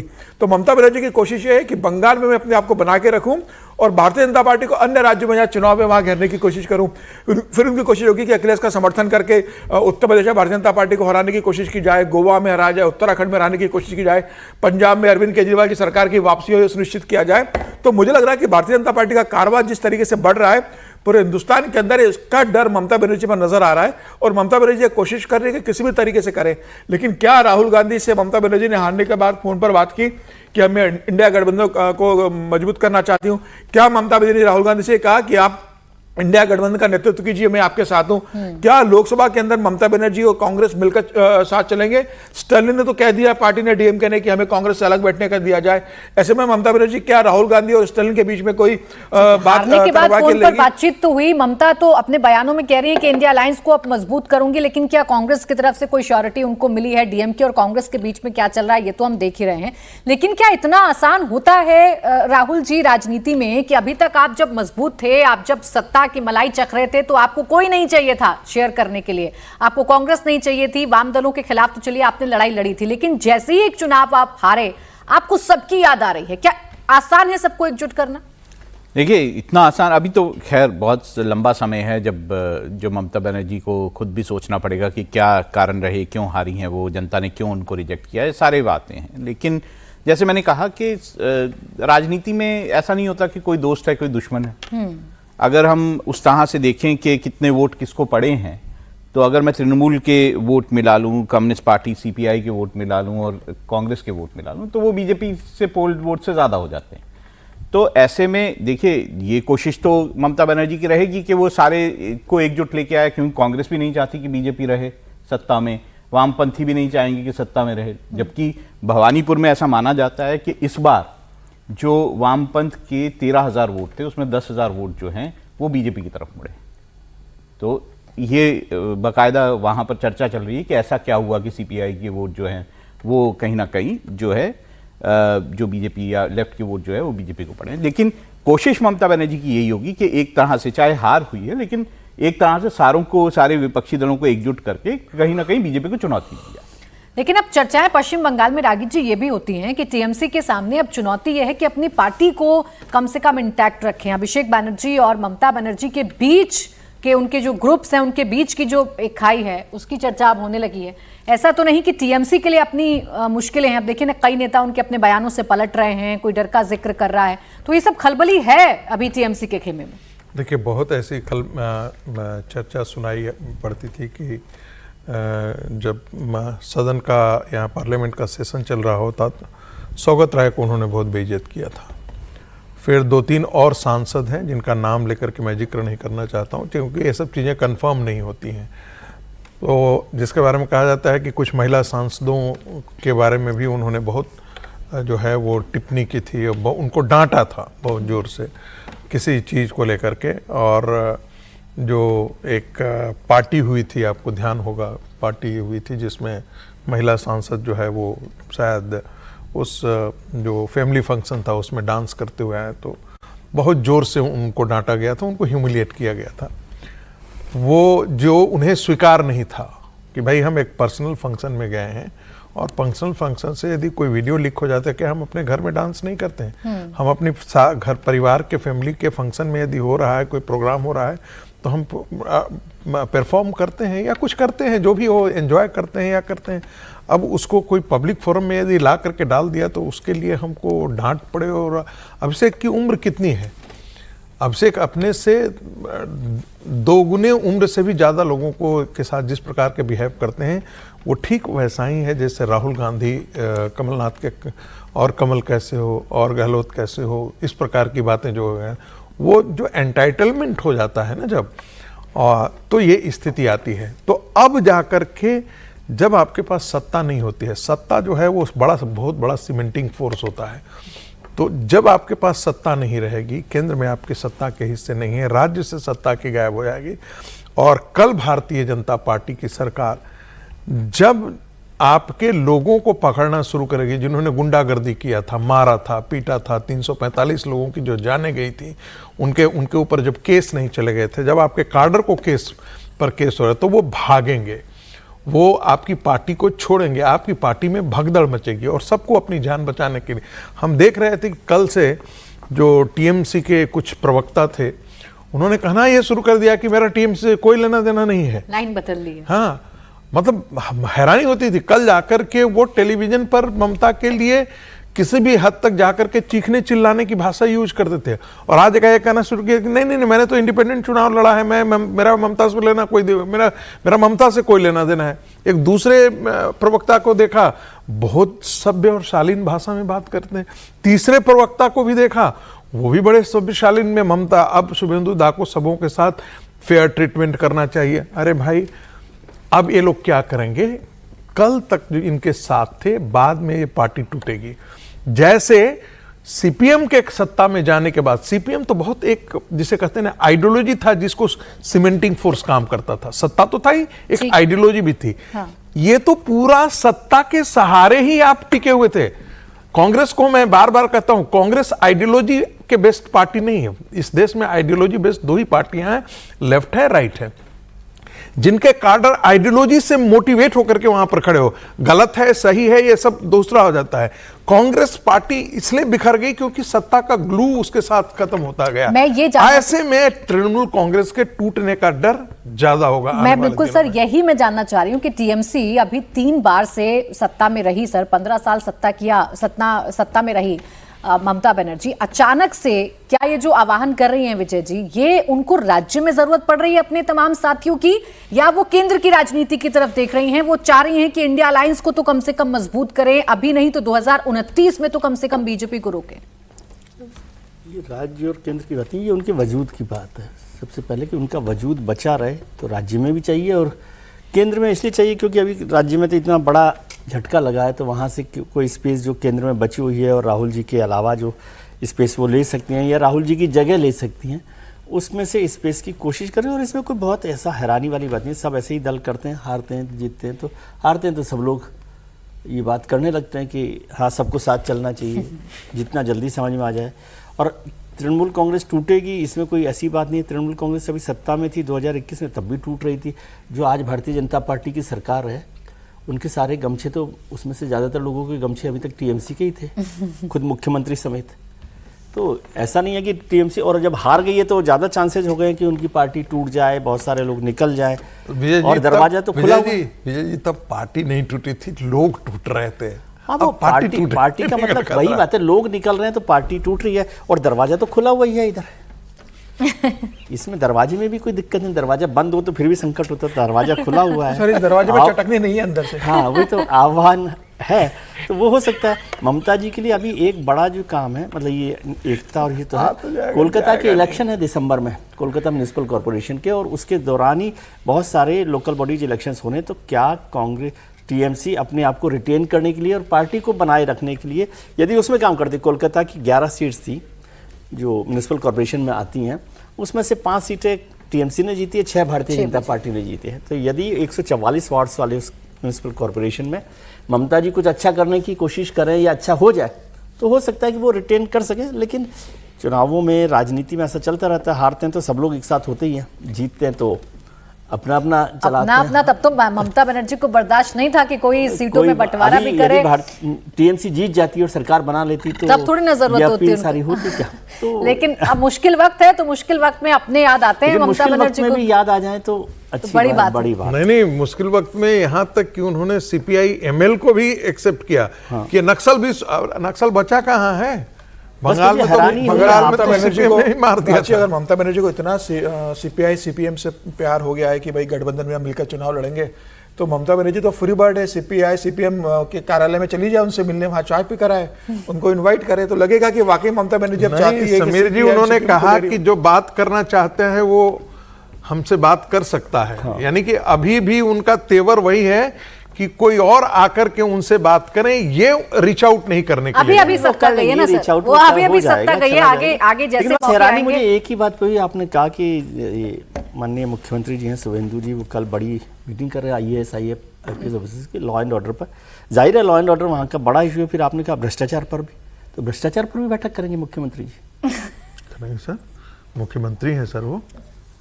तो फाइलें अपनी भी देखेंगे या जो फाइलें बंद हो गई हैं वो बंद हो गई हैं? वो तो कहते हैं सर कि वो ममता बनर्जी ने जानबूझ करके मेरे खिलाफ लगाया था। वो तो नैरेटिव बहुत आसानी से बीजेपी ने समझाया ना कि वो ममता के साथ थे शुभेंदु, तो इस वजह से हो रहा था। अब वॉशिंग मशीन वाले आरोप तो खैर लगते ही हैं भारतीय जनता पार्टी वॉशिंग पर। मशीन से बड़ा वाला मामला है ये सब आप देखें ना किसकी ये तो फाइल सम्मान खुलती समारोह है, ये तो सम्मान समारोह है वॉशिंग मशीन के बाद का। अच्छा चलिए असम की भी बात कर लेते हैं, क्योंकि असम में भी अब सीएम के नाम को लेकर हालांकि पहले भी कोई सस्पेंस नहीं था, लेकिन हाँ ऑफिशियल उस पर मुहर नहीं लगी थी। अब ऑफिशियल मुहर लग चुकी है। हिमंता बिस्वा शर्मा असम के अगले मुख्यमंत्री होने जा रहे हैं। गुवाहाटी में बीजेपी विधायक दल की बैठक में हिमंता के नाम पर मुहर लग चुकी है। केंद्रीय ऑब्जर्वर जेपी नड्डा और सह पर्यवेक्षक नायब सिंह सैनी की मौजूदगी में हिमंता के नाम पर मुहर लगी। विधायक दल की बैठक के बाद हिमंता लोक भवन गए और सरकार बनाने का दावा पेश किया। उनके साथ जेपी नड्डा और नायब सिंह सैनी भी थे। 12 मई को हिमंता मुख्यमंत्री पद की फिर से शपथ लेंगे। वो असम के 16वें मुख्यमंत्री होंगे। 2021 में उन्होंने बतौर 15वें मुख्यमंत्री के तौर पर शपथ ली थी। असम में बीजेपी को शानदार बहुमत मिला है। राज्य के 126 में से 82 सीटों पर बीजेपी के कैंडिडेट्स को जीत मिली है। हिमंता की अगुवाई में बीजेपी ने चुनाव लड़ा और अब दूसरी बार वो मुख्यमंत्री पद की शपथ लेने जा रहे हैं। 12 मई मंगलवार को गुवाहाटी में शपथ ग्रहण समारोह होगा। पीएम मोदी और गृहमंत्री शाह की मौजूदगी में शपथ ग्रहण होगा। कई राज्यों के सीएम भी मौजूद रहेंगे। एनडीए शासित 22 राज्यों के मुख्यमंत्री इस समारोह का हिस्सा रहेंगे। बंगाल की जीत तो बहुत बड़ी थी, वहां भी आपने ऐसा ही देखा था। और अब असम में चूंकि हिमंता अपने चेहरे पर पूरा चुनाव लड़ाकर लाए हैं, तो अब हिमंता का जब शपथ ग्रहण समारोह होगा, जब उनकी ताजपोशी होगी, तो तब भी बीजेपी और पूरे एनडीए की जो शक्ति है, जो एकजुटता है, वो भी हमें नजर आएगी। हिमंता की चर्चा बंगाल के शोर में कहीं कम सी हो गई थी समीर जी, लेकिन हिमंता के चेहरे की बात तो करनी होगी कि कैसे बीजेपी के साथ आए। वो टैलेंट जो कांग्रेस शायद पहचान नहीं पाई, वो जब बीजेपी में आई तो ना सिर्फ वो टैलेंट निखरा, बल्कि उसने बीजेपी के लिए वो काम करके दिखाया जो शायद कांग्रेस के साथ आज होते तो कांग्रेस उस सिचुएशन में होती। देखिए, मुझे लगता है कि जब हिमंता ने भारतीय जनता पार्टी की सदस्यता ग्रहण की तो सिर्फ आसाम में ही भारतीय जनता पार्टी को मजबूत नहीं किया। अगर आप नॉर्थ ईस्ट की बात करोगे तो पूरे नॉर्थ ईस्ट के अंदर अगर भारतीय जनता पार्टी की सरकार बनी और भारतीय जनता पार्टी के साथ वहाँ के क्षेत्रीय दलों ने सरकार बनाई है, तो उसमें बहुत बड़ी भूमिका हेमंत बिस्वा शर्मा की रही है, क्योंकि अमित शाह जी जब राष्ट्रीय अध्यक्ष थे उन्होंने उन्हें नॉर्थ ईस्ट का प्रभारी बना दिया था। और जिस तरीके से हेमंता ने वहाँ काम किया, और इसमें कोई दो राय नहीं कि अगर आसाम की अगर बात करें तो हेमंत बिस्वा शर्मा भारतीय जनता पार्टी के सबसे बड़े नेता, और सिर्फ भारतीय जनता पार्टी के नहीं, आसाम में भी अगर सभी दलों में देखें तो सबसे बड़े नेता बनकर उभरे। 82 सीटें जीतना आसाम के अंदर 126 में से भारतीय जनता पार्टी अगर जीत के चली जाती है और अपने सहयोगी दलों को भी चुनाव जितवाना, मुझे लगता है बहुत बड़ी उपलब्धि हेमंता की रही। और हेमंता ने जिस तरीके से घुसपैठियों पर लगातार आक्रामक रुख अख्तियार किया, मियाँ मुसलमानों पर उन्होंने जिस तरीके से लगातार बयान दिए और बताया कि भाई मैं जो बांग्लादेश से घुसपैठ कर मुसलमान आए उनको कहता हूं मैं असमिया मुसलमानों के खिलाफ नहीं, मैं उनके साथ हूं और मैं उनके लिए भी काम करता हूं। तो मुझे लगता है कि इस बार असमिया मुसलमानों ने भी उनको वोटिंग की है और हिंदुत्व का वोट उनके साथ जुड़ा रहा और इतना प्रचंड बहुमत लेना कि कांग्रेस जैसी पार्टी जहां भाई तरुण गोगोई के बेटे गौरव गोगोई वहां पर कांग्रेस के लीड करते हैं, खुद चुनाव लड़ते हैं और खुद चुनाव हार जाते हैं, वहां से सांसद है, और कांग्रेस सिर्फ 18 सीटों पर सिमट कर रह जाती है, वहां 19 सीटों पर सिमट कर रह जाती है, इसमें से 18 सीटें मुस्लिम कैंडिडेट उनके जीत कर आते हैं। तो ये बता रहा है कि आसाम में जब तीसरी बार हेमंत बिस्वा शर्मा भारतीय जनता पार्टी की सरकार बनने जा रही है और हेमंत बिस्वा शर्मा दूसरी बार लगातार वहां मुख्यमंत्री बनेंगे, तो ये भारतीय जनता पार्टी का बहुत मजबूत स्ट्रांग होल्ड आसाम को उन्होंने बना दिया। इसमें कोई दो राय नहीं कि नॉर्थ ईस्ट से आने वाले एक नेता ने पूरे भारत के अंदर मुझे लगता है कि लोकप्रियता हासिल किए अपने बयानों से भी और अपने काम की वजह से भी और हिंदुत्व की वजह से भी। हालांकि ये बात भी सही है कि जब वो झारखंड के चुनाव सह प्रभारी थे शिवराज सिंह चौहान के, उस समय उनके जो बयान रहे थे उसके कारण ऐसा कहा जाता है कि झारखंड में पार्टी को नुकसान हुआ था, लेकिन अपने क्षेत्र में उन्होंने आसाम में जो भारतीय जनता पार्टी को अभूतपूर्व सफलता दिलवाई है, संगठन जिस तरीके से मजबूत हुआ है, तो मुझे लग रहा है तय था कि जब जेपी नड्डा वहां पर जाएंगे और हरियाणा के मुख्यमंत्री सैनी साहब वहां केंद्रीय पर्यवेक्षक बनकर जाएंगे तो ये औपचारिकता मात्र होगी, हेमंता को मुख्यमंत्री चुना जाएगा और मुझे लगता है कि वो हुआ है। ये तो लगभग सब तय था। चुनावों में भी हमने देखा कि हेमंता को ही पूरी तरीके से फ्री हैंड बीजेपी ने दे रखा था और हेमंता अपने हिसाब से चुनावी कैंपेन कर रहे थे। पूरे असम को कैसे अपने चेहरे पर पुल करना है वो हेमंता जानते हैं, जहां उनकी विकास की योजनाएं भी थी और जो वो बयान देते हैं वो बयान तो वो देते ही रहते हैं, उस पर कई तरीके की राजनीति और कई बार वो विवादों में भी आ जाते हैं। लेकिन एक बात जो समीर जी कह रहे थे, राहुल जी इसी बात को आगे बढ़ाएं कि सिर्फ असम तक ही हेमंता सीमित नहीं है भाई, अगर नॉर्थ ईस्ट के राज्यों में भी बीजेपी कर रही है अच्छा या बीजेपी की मौजूदगी देखने को मिल रही है, सरकार बना पा रही है, तो उसमें काफी हद तक क्रेडिट हेमंता बिस्वा शर्मा को जाता है। नहीं, ये क्रेडिट तो जाता ही है कि उन्होंने जिस तरह से पूरे नॉर्थ ईस्ट में अपने अलायंसेस क्रिएट किए हैं, इस बारे में तो जाता ही है उनको क्रेडिट। कई जगह उन्होंने जिस तरह से रीजनल पार्टीज़ में वहाँ पर अलायंस के जरिए जो है सरकारें बनाई, ये भी उनको क्रेडिट जाता है। मैं समीर जी की बाकी सारी बातों से सहमत करता हूँ। सहमति है मेरी कि हिमंता बिस्व शर्मा बहुत अच्छे, उन्होंने चुनाव लड़ा, उन्होंने चुनाव जिताया, बीजेपी को चुनाव जिताया। हिंदुत्व पे थोड़ा सा मुझे उन पे जरा बात है। नहीं, कांग्रेस में उनका हिंदुत्व अलग था, बीजेपी में अलग है, तो थोड़ा शक तो होता ही है। तो बाकी सब ठीक है, बाकी चुनाव जीते हैं, सशक्त चुनाव जीते हैं, उनको पसंद किया है जनता ने, बस बाकी सब ठीक है। राहुल जी, ऐसा है ना कि गंगा में आने के बाद तो फिर गंगा कहीं हो जाता है ना। तो अब उस समय उनका हिंदुत्व की परिभाषा जब राहुल गांधी थे, तब उस समय हिंदुत्व उनके आड़े में आता था, क्योंकि राहुल गांधी अपने कुत्ते के साथ खेलना ज़्यादा पसंद करते थे, वो अपने कैडर से नहीं पसंद करते थे। तो उस समय राहुल गांधी की जो सोच थी हिंदुत्व पर, वो उनका सोच होना लाजमी था। नहीं, अब वो भारतीय जनता पार्टी में आए हैं। हिंदुत्व की सोच एक ही रहनी चाहिए, चाहे आप कहीं पे भी हो। नहीं, ऐसा नहीं था। नेहरू की सोच थी क्या? नेहरू की सोच थी, गांधी से नहीं। नेहरू बीफ खाते थे और गांधी कहते थे कि काउ प्रोटेक्शन होना चाहिए। अच्छा, चलिए, बीफ पर हिमंता जी के भी काफी अच्छे बयान है। मैंने नहीं, मैं तो कह रहा हूँ कि अच्छे खासे बहुत अच्छे बयान दिए मैं थे, तो उसके बावजूद वो पुरानी पीढ़ी को याद दिला रहा हूँ ना। मैं भी आपको पुराने बयान ही याद भाई देखिए, यहाँ एक अच्छी तस्वीर लगी ये कि गवर्नर साहब हैं लक्ष्मी प्रसाद आचार्य, जिनके पास अभी इनवाइट उन्होंने किया, अपना दावा पेश किया और उन्होंने अपनी मेहमान नवाजी निभाते हुए भारतीय जनता पार्टी के पूर्व अध्यक्ष जी का पहले सम्मान किया, जेपी नड्डा साहब का, फिर उसके बाद जो डेजिग्नेटेड चीफ मिनिस्टर है उनको किया। अच्छा है, राजभवन में मेहमान नवाजी के लिए प्रोटोकॉल तोड़े जा सकते हैं, उनको गवर्नर बने अच्छी है तस्वीर। तस्वीर अच्छी है और इस प्रोटोकॉल के कई मायने आप निकाल सकते हैं। समीर जी कह रहे हैं कि गवर्नर बने रहना है। अब ये तो वो राज्य है जहां पर सरकारें बन गई हैं, लेकिन इसमें प्रोटोकॉल तोड़ा गया है क्या?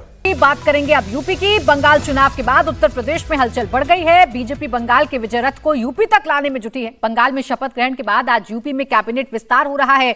योगी मंत्रिमंडल में 6 नए चेहरों को मौका मिलने जा रहा है। अब से 1 घंटे बाद यानी दोपहर 3 बजे शपथ ग्रहण होगा।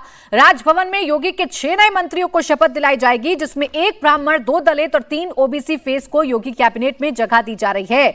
और सभी रीजन्स का भी ध्यान रखा गया है। सभी रीजन्स की हिस्सेदारी को ध्यान में रखकर इस लिस्ट को तैयार किया गया है। इसके साथ ही यूपी में योगी की टीम 54 से बढ़कर अब 60 हो जाएगी। अभी योगी समेत कुल 54 मंत्रियों की टीम है, अब 60 हो जाएगी। 2 चेहरों को प्रमोशन देने की भी तैयारी है। मेरठ रीजन से सोमेंद्र तोमर और कानपुर रीजन से अजीत पाल सिंह का कद भी बढ़ाया जा सकता है। लेकिन वो 6 नाम आपके सामने रख देती हूं जिनको लेकर चर्चा है, वो मंत्री बनने जा रहे हैं, ये पूरी तरीके से तय है।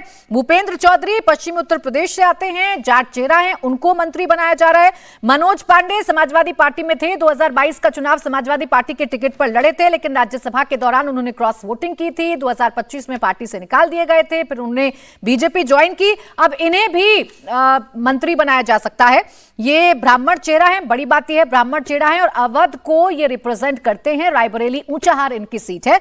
इसके अलावा कृष्णा पासवान जो कि एससी समुदाय से हैं, बुंदेलखंड को रिप्रेजेंट कर रही हैं। सुरेंद्र दिलेर पश्चिमी उत्तर प्रदेश का चेहरा है, वाल्मीकि समुदाय को रिप्रेजेंट करते हैं, ये भी एससी चेहरे हैं। हंसराज विश्वकर्मा जो कि पूर्वांचल को रिप्रेजेंट करते हैं, बनारस में बूथ मैनेजमेंट को लेकर इनकी खूब चर्चा की जाती रही है। विश्वकर्मा जाति से आते हैं, हाँ, ओबीसी ये वर्ग से आते हैं। और कैलाश राजपूत की अगर बात करें तो ये कन्नौज से आते हैं और लोधी समाज को रिप्रेजेंट करते हैं, यानी कि ओबीसी समाज को रिप्रेजेंट करते हैं। इनको भी आज मंत्री बनाया जा रहा है और 2 मंत्रियों का कद भी उत्तर प्रदेश में बढ़ाया जाएगा। कुल मिलाकर ये कहा जाए कि रीजन्स का ध्यान और जातियों का ध्यान रखा गया है। एक सबसे बड़े फैक्टर की चर्चा इस बार के चुनावों में की जा रही थी, यूं कहूं कि हर बार उत्तर प्रदेश के चुनावों में की जाती है कि ब्राह्मण नाराज हैं योगी से, ब्राह्मण नाराज हैं बीजेपी से। तो एक ब्राह्मण चेहरा जो रिक्त हुआ था जितिन प्रसाद के केंद्र में जाने के बाद, उस ब्राह्मण सीट को भी भर दिया गया है और मनोज पांडे को इस बार कैबिनेट में जगह दी जा रही है।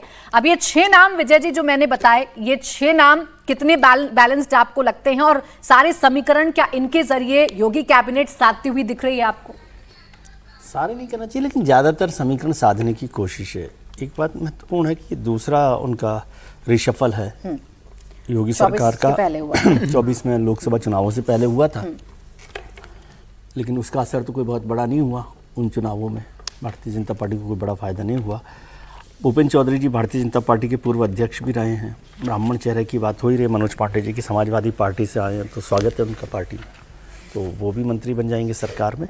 कुछ कोशिश ये हो रही है ब्राह्मणों को लेकर, तो अभी उत्तर प्रदेश में काफ़ी हंगामा हुआ ही था, आपको यूजीसी का भी ध्यान है, बैठक भी अलग से हुई थी, फिर उसके बाद अध्यक्ष जी ने कुछ नाराजगी भी जाहिर की थी, तो ब्राह्मणों को साधने की, और वो भारतीय जनता पार्टी का बड़ा वोटर है, मतलब समझना चाहिए जो भी ब्राह्मण है उसमें से 80-90% विधायक है ब्राह्मण विधायक है, 7 मंत्री पहले ही हैं वहाँ पर, एक और अब जितिन प्रसाद। इससे ही आप समझ लीजिए कि केवल एक सीट खाली है ब्राह्मण की, मतलब सीट क्या, मतलब पहले 8 थे उसमें से एक चले गए, इसलिए पल आ रहे, तो वो उनकी ताकत वहाँ समझ में आती है। अब ये सब मिलकर जी ये जो बटे हुए थे ना, इन सबको एकजुट करने की कोशिश योगी जी कर रहे हैं, बिना जाति के आधार को ध्यान में रखे हुए सामाजिक समीकरणों के लिए योगी जी इन सबको जोड़ रहे, ताकि जिन जातियों में जो बटे हुए लोग हैं वो हिंदू हो जाएं और एक साथ सरकार में और भारतीय जनता पार्टी को मदद करें। कोशिश होती है, देखिए सरकार में हमेशा कोशिश होती है, हम लोग कोई भी चर्चा करते रहे, मुख्यमंत्री के ऊपर तमाम तरीके के दबाव होते हैं, जरूरी नहीं कि मुख्यमंत्री जी की इच्छा ही हो एक्सपेंशन की, मैं ऐसा नहीं समझता, लेकिन जो जातीय राजनीतिक सामाजिक समीकरण होते हैं, और जब चुनाव सर पर आ जाए, 2 स्थिति होती है, या तो चुनाव हार जाए तो ममता जी की तरह सबको अपील कर रहे हैं, या चुनाव आ रहे हैं तो सबको एक साथ ले आए पहले। अब वो एक्सरसाइज है, उसका कितना फायदा होगा नहीं होगा ये तो चुनाव जो अखिलेश यादव कह रहे हैं कि पर्ची आ गई है, मुख्यमंत्री का कोई रोल तो है नहीं, दिल्ली से पर्ची आ गई है और उस पर्ची के आधार पर ही जो नाम है वो सामने आ गए हैं, लेकिन हमारा पीडीए जो है वो सफल रहेगा, जैसे हमने 2024 में किया, 37 सीटें जीती थी समाजवादी पार्टी ने, उसी पीडीए पर कॉन्फिडेंस है। लेकिन उसी पीडीए की बात करें समीर जी, ये पीडीए का तोड़ क्या आपको लग रहा है? क्योंकि ये बात तो तय है कि अखिलेश यादव ने डेंट किया था 24 के चुनावों में, उन्होंने ऐसा जातियों की गोलबंदी की थी जिससे भारतीय जनता पार्टी को सबसे बड़ा नुकसान हुआ था 24 के चुनावों में। क्या उससे सीख लेते हुए डेंटिंग पेंटिंग की जा रही है कैबिनेट की? निश्चित रूप से मुझे लगता है कि 10 महीने बाद उत्तर प्रदेश के चुनाव होने वाले हैं। मार्च 2027 में उत्तर प्रदेश के विधानसभा चुनाव होंगे, और उसके पहले अगर योगी सरकार का ये दूसरा विस्तार है, पहली बार जब किया था तब 4 विधायकों को मंत्री बनाया गया था, इस बार 6 के नाम सामने आ रहे हैं। अगर 6 को अगर आप देखेंगे तो क्षेत्रवार भी मुझे लगता है कि प्रतिनिधित्व दिया गया है और जातिगत समीकरण को भी साधा गया है। 2 दलितों को लेकर आना, कृष्णा पासवान को जिससे लेकर आया गया, जिस तरीके से दिलेर को, सुरेंद्र दिलेर को लाया गया है, इसके हालांकि उनके पिता भी मंत्री रहे, उनको मंत्रिमंडल में शामिल करने की खबर आ रही है। इसके अलावा हंसराज विश्वकर्मा को अगर आप मंत्रिमंडल में लेकर आ रहे हैं और कैलाश सिंह राजपूत को भी ला रहे हैं, तो मुझे लगता है कि तमाम क्षेत्रों को प्रतिनिधित्व देने की कोशिश की गई है। और जो दलितों का संदेश देने का था, पीडीए का जो झटका लोकसभा चुनाव में उत्तर प्रदेश में जो लगा था भारतीय जनता पार्टी को, कि समाजवादी पार्टी 37 सीटों पर, भारतीय जनता पार्टी 33 सीटों पर आ गई थी, और अखिलेश यादव लगातार पीडीए की बात कर रहे हैं, पीडीए पर चुनाव लड़ने की बात कर रहे हैं, तो भारतीय जनता पार्टी को लग रहा है कि कहीं ऐसा ना हो कि जो लोकसभा में झटका लगा था वह विधानसभा में फिर से लगे। तो मुझे लग रहा है कि अब उसकी तैयारी शुरू कर दी गई। ऐसे नेताओं को जो जाति का प्रतिनिधित्व करते हैं, उन जातियों को संदेश देने की कोशिश कर दी गई है। इसके पहले सोहेल देव भारतीय पार्टी के राजभर को मंत्रिमंडल में शामिल किया गया था जब वो अखिलेश यादव को छोड़कर आए थे। तो मुझे लग रहा है तमाम जातिगत समीकरणों को साधने की कोशिश की गई है, और मंत्रिमंडल में जगह काफी समय से खाली थी। हालांकि जो अखिलेश यादव के साथ जो लौट कर आए थे, मनोज पांडे जो अखिलेश यादव के साथ थे, उनको लाना मंत्री बनाना जरूरी था, क्योंकि उनका अवध में और पूर्वांचल में अच्छा ब्राह्मण चेहरा है, अच्छा होल्ड है। तो निश्चित रूप से वो सचेतक रहे थे समाजवादी पार्टी के, और अखिलेश यादव के पहले कार्यकाल में, मतलब 2017 से 2017 में वो कैबिनेट मंत्री भी रहे थे। तो ऐसे व्यक्ति को आपको लेकर आना पड़ेगा ब्राह्मणों को मैसेज देने के लिए। तो मुझे लग रहा है कि जितिन प्रसाद के जाने के बाद उनको लेकर आए तो ब्राह्मणों को मैसेज दिया है, दलितों को मैसेज दिया, और ब्राह्मण जिस तरीके से नाराज यूजीसी के बाद बताए जा रहे थे, शंकराचार्य के विवाद के बाद बताए जा रहे थे, तो मुझे लग रहा है कि जो उत्तर प्रदेश में कहा जा रहा था कि ब्राह्मण वर्ग नाराज है, उनको संदेश देने के लिए मुझे लगता है कि मनोज पांडे को मंत्री बनाया गया है। दलितों को भी लेकर आ गए, ओबीसी को भी लेकर आए। हालांकि ओबीसी का प्रतिनिधित्व सरकार में बहुत पहले से अच्छा है।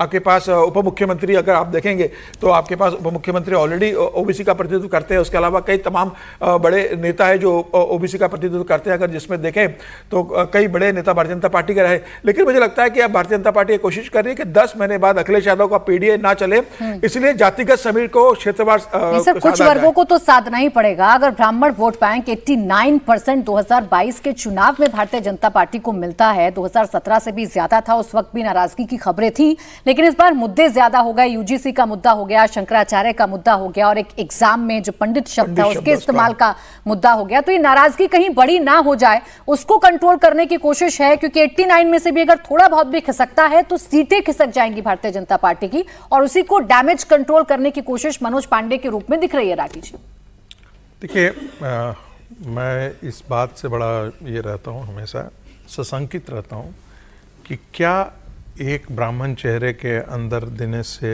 या एक दलित चेहरे को ऐड कर देने से क्या उससे क्या आपका सोशल बेस बढ़ जाता है क्या, या फिर क्या माहौल बदल जाता है क्या? हम लोगों ने देखा था कि जब धनखड़ जी को उपराष्ट्रपति बनाया गया था तो ऐसे बहुत सारे लोग आए थे और जब मिलते थे टेलीविजन स्टूडियो में तो जाट समाज से लोग आकर कहते अब तो वेस्टर्न उत्तर प्रदेश भारतीय जनता पार्टी एक तरफा जीतेगी। फिर कहा जाता था इसका असर यहीं पर नहीं रहेगा, उत्तर प्रदेश में भी एक तरफा जीतेगी और राजस्थान में भी एक तरफा जीतेगी। क्या ऐसा हुआ? क्या एक व्यक्ति के आ जाने से पूरा हो ये सारी चीजें हो जाती, समीकरण सज जाते हैं क्या? जातियां उसी के आधार पर वोट देने के लिए चौधरी चरण सिंह से बड़ा तो कोई नायक जाट समाज के अंदर नहीं है। उनको जो है भारत रत्न देने के बाद तो भारतीय जनता पार्टी को लगा था कि एक बहुत बड़ा हमने ये कर दिया है।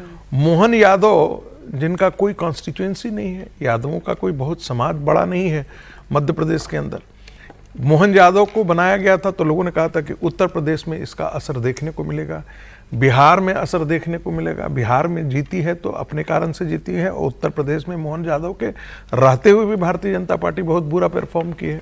अपने पुराने ये को देख लें तो मुझे लगता है कि प्रतीकों के सहारे यदि एकाध रिप्रेजेंटेशन के साथ महत्वपूर्ण बात है कि आप अपने कैडर के साथ कितना सामंजस्य बनाते हैं। महत्वपूर्ण बात यह है कि अपने कैडर को गवर्नेंस में कितना इन्वॉल्व करते हैं। महत्वपूर्ण बात यह है कि आपका कैडर कितना गवर्नेंस में अपने आप को लगता है कि ये मेरी सरकार है। यदि थानेदार उसकी बात नहीं, मैंने ये नहीं कह रहा हूं कि इसका मतलब है कि आपका कैडर करप्शन करना चाहता है तो आप करप्शन करने की इजाजत दे दीजिए, गलत ट्रांसफर पोस्टिंग करना चाहता है तो गलत ट्रांसफर पोस्टिंग कर दीजिए, क्या आता है कि कोई गलत काम कर रहा है तो उसको आप प्रोटेक्शन दे दीजिए, बिल्कुल नहीं कीजिए। लेकिन जो सामान्य काम होता है उस काम में भी उसको लगना चाहिए कि हाँ ये मेरी सरकार है, और जब उसको लगेगा कि ये मेरी सरकार है तब वो आपके साथ खड़ा आएगा। दूसरी बात, हिंदुत्व के मुद्दे पर वो क्यों आता है? क्यों? इसलिए नहीं है कि आप योगी आदित्यनाथ हैं या कोई व्यक्ति है जो बोल रहा है, दिल से वही वो चाहता है, और जब दिल से हिंदुत्व की बात वो चाहता है और जब उसका नेता वही बात करता है तो उसके साथ वो कनेक्ट फील करता है, इसलिए वो इमोशनली चार्ज होकर के बात करता है। यदि बंगाल के अंदर हिंदुओं ने एकाएक देखा तो उनको लगा कि हाँ किस प्रकार से बांग्लादेश में मुसलमान मार रहे हैं उनको, और ममता बनर्जी चुप्पी साधे बैठे हुए कुछ भी उनके बारे में नहीं बात कर रही है, कोई पार्टी बात नहीं कर रही है एक्सेप्ट भारतीय जनता पार्टी और राष्ट्रीय स्वयंसेवक संघ को छोड़ दे तो कोई इस देश में उसके बारे में बात नहीं करने के लिए तैयार था। तब उसको लगता है कि नहीं ये पार्टी है जो कम से कम कर रही है। जो आम हिंदू की पीड़ा है उस हिंदू की पीड़ा से राम मंदिर हो, चाहे कृष्ण जन्मस्थान हो, चाहे काशी मथुरा का मंदिर हो, इनके साथ आम हिंदू कनेक्ट करता है। लेकिन यदि उसको रोटी नहीं मिलेगी, यदि उसको दवाई नहीं मिलेगी, यदि उसको गवर्नेंस नहीं मिलेगा तो वो आपसे कटेगा, चाहे आप एक जोड़ लीजिए या दो जोड़ लीजिए, इससे कोई फर्क नहीं पड़ता। सर ये पॉइंट तो आपका ठीक है कि ये एक्सरसाइज बेकार है जो कर रहे हैं। देखिए मेरा कहना है कि ये एक्सरसाइज आवश्यक होगा तभी तो मुख्यमंत्री जी ने किया होगा। इसे करने में कोई बुराई नहीं है, लेकिन इसके आधार पर आप चुनाव के लिए बोल दें कि चुनाव इससे जीत जाएंगे। मुझे सर ये तो बताइए कि फिर वोट रोटी पे पड़ता है कि राम पे पड़ता है? राम और रोटी दोनों पर पड़ता है सर, दोनों पर पड़ता है। मैं फिर आपसे कह रहा हूं, राम और रोटी दोनों के साधने पर भाई एक एक्सरसाइज तो आपने कर ली, आपने जातियों की गोलबंदी करने की कोशिश की, आपने कास्ट फैक्टर्स को साधने की कोशिश की और उत्तर प्रदेश के तमाम रीजन्स को साधने की कोशिश की, और एक जो अभी रागी जी बोल रहे थे कि उन तमाम चीजों को भी ठीक करना होगा, कार्यकर्ता उत्साहित रहें, कार्यकर्ताओं को ये लगे कि उनकी सरकार है, तब जाकर उत्तर प्रदेश में योगी की जो राह है वो आसान होगी। लेकिन फिलहाल जिन कास्ट फैक्टर, जिन रीजन वाइज की हम बात कर रहे हैं, आप एक लाइन इजाजत दे तो बोलो, राम मंदिर से बड़ा कोई इमोशनल मुद्दा हो सकता था क्या? जनवरी में हुआ, फरवरी, मार्च, अप्रैल, मई में चुनाव हो रहा था, 4 महीने में सामाजिक समीकरण राम मंदिर पर भारी पड़ गया ना। आप समझ रहे हैं, कॉन्स्टिट्यूशन का ये डर कि तुम्हारा आरक्षण छिन गया भारी पड़ गया ना।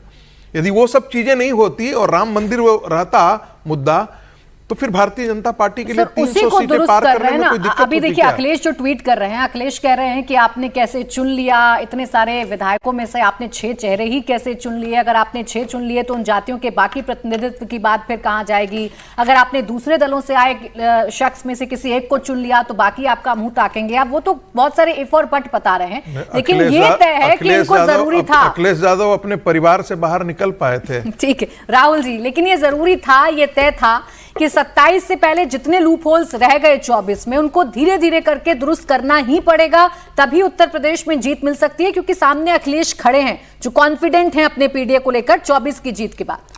देखिए, राजनीति तो कम्युनिटीज की कोलैबोरेशन, मतलब एक साथ लाना ही है ना राजनीति। अगर आप देखेंगे तो अदरवाइज कम्युनिटीज के ही तो रिप्रेजेंटेटिव हैं ये लोग, चाहे एमएलए हैं, एमपीज हैं, बड़े तो उसी के रिप्रेजेंटेटिव हैं। तो आप जाति को बाहर निकाल देंगे, ये ऐसा हो नहीं पाता है। और इसमें भी वही ध्यान रखा गया है, ब्राह्मण को बनाया गया, जाट को बनाया गया, गुजर को बनाया गया, ओबीसी को, ये वही तो ध्यान रखे गए हैं। और खासतौर से पश्चिमी उत्तर प्रदेश का खास ध्यान मतलब अगर भूपेन्द्र चौधरी को बनाया गया तो पश्चिमी उत्तर प्रदेश आप उठा के देखिए ना, 2014, 2017, 2019 बीजेपी लगातार उस रीजन में अपना जो प्रभुत्व है वो कहीं ना कहीं कम हो रहा है। अगर 2019 से 2022 की बात करें तो एक समय था 91% जाट जो हैं वो बीजेपी को वोट करते थे, 2022 में यही 70% के आसपास आ गया था। और उसके बाद, और 2022 में अजीत सिंह के जाने के बाद भी जाटों ने वोट दिया, लेकिन कम वोट दिया। लेकिन आप अजीत सिंह साथ थे 2024 में, आप देख लीजिए, जहां पर वो 2019 में मेरे ख्याल से 6 सीटें जीते थे, यहाँ 4 सीटें जीते थे। तो देखिए, वो रीजन इनके लिए इंपॉर्टेंट है और उस रीजन को भी साधने की कोशिश गई है, खासतौर से उस रीजन। जयंत चौधरी से बड़े नेता हैं भूपेन्द्र चौधरी जाटों के। अब देखिए, जाट तो अब उस तरह से बात करेंगे तो वाइस प्रेसिडेंट को जब हटाया गया तो क्या हम मान लें जाटों की नाराजगी मोल ली गई? तो देखिए, मैं ये कह रहा हूं कि कोशिश की जाती है कि किस तरह से कम्युनिटी जो है, अगर उसमें कोई नाराजगी भी है तो उसे कम करने की देख सकते हैं कि अगर नहीं लेते तो नाराजगी होती है, उस नाराजगी को झेलना भी थोड़ा सा मुश्किल काम कम करने की कोशिश की जाती है। जाटों की नाराजगी को कम करने की कोशिश। मैं कह रहा हूँ, जब नहीं लेते हैं तो बहुत सारे कम्युनिटीज नाराज होती है ना, तो उस नाराजगी का नुकसान तो होता ही है ना। मान लीजिए नहीं ले लिया और उससे फायदा नहीं हो रहा, लेकिन नहीं लेते तो कई बार उसका नुकसान उठाना पड़ता है, तो उस नुकसान को शायद रोकने की भी एक एक्सरसाइज। अच्छा देखिए, थोड़ी देर में शपथ ग्रहण होगा, एक एक चेहरे पर चर्चा करेंगे, लेकिन ये गोलबंदी सिर्फ बीजेपी ने की है ऐसा नहीं है। अखिलेश यादव भी अब सवर्ण वर्ग को साधने की कोशिश कर रहे हैं, खासकर उस वोट बैंक को साधने की कोशिश कर रहे हैं जो बीजेपी के साथ इंटैक्ट रहता है, चाहे वो ब्राह्मण की बात करें, चाहे फिर वो राजपूत समाज की बात करें। अब अखिलेश यादव कल महाराणा प्रताप की जयंती पर कार्यक्रम में शामिल हुए। पार्टी दफ्तर में क्षत्रिय नेताओं को बुलाया और कहा कि अगर उनकी सरकार बनी तो महाराणा प्रताप की जयंती पर 2 दिन का सार्वजनिक अवकाश घोषित करेंगे। साथ ही कहा कि अगले चुनाव में राजपूत समाज को उचित सम्मान और उचित स्थान भी देंगे। 2022 विधानसभा चुनाव और 24 लोकसभा चुनाव के नतीजों में बड़े फर्क के पीछे कहीं ना कहीं राजपूत वोटर्स का बड़ा किरदार भी रहा है। ऐसे में अखिलेश यादव किसी भी कीमत पर ढील नहीं देना चाहते हैं। क्षत्रिय वोटर्स को साधने के लिए महाराणा प्रताप का सहारा लेने में जुट गए।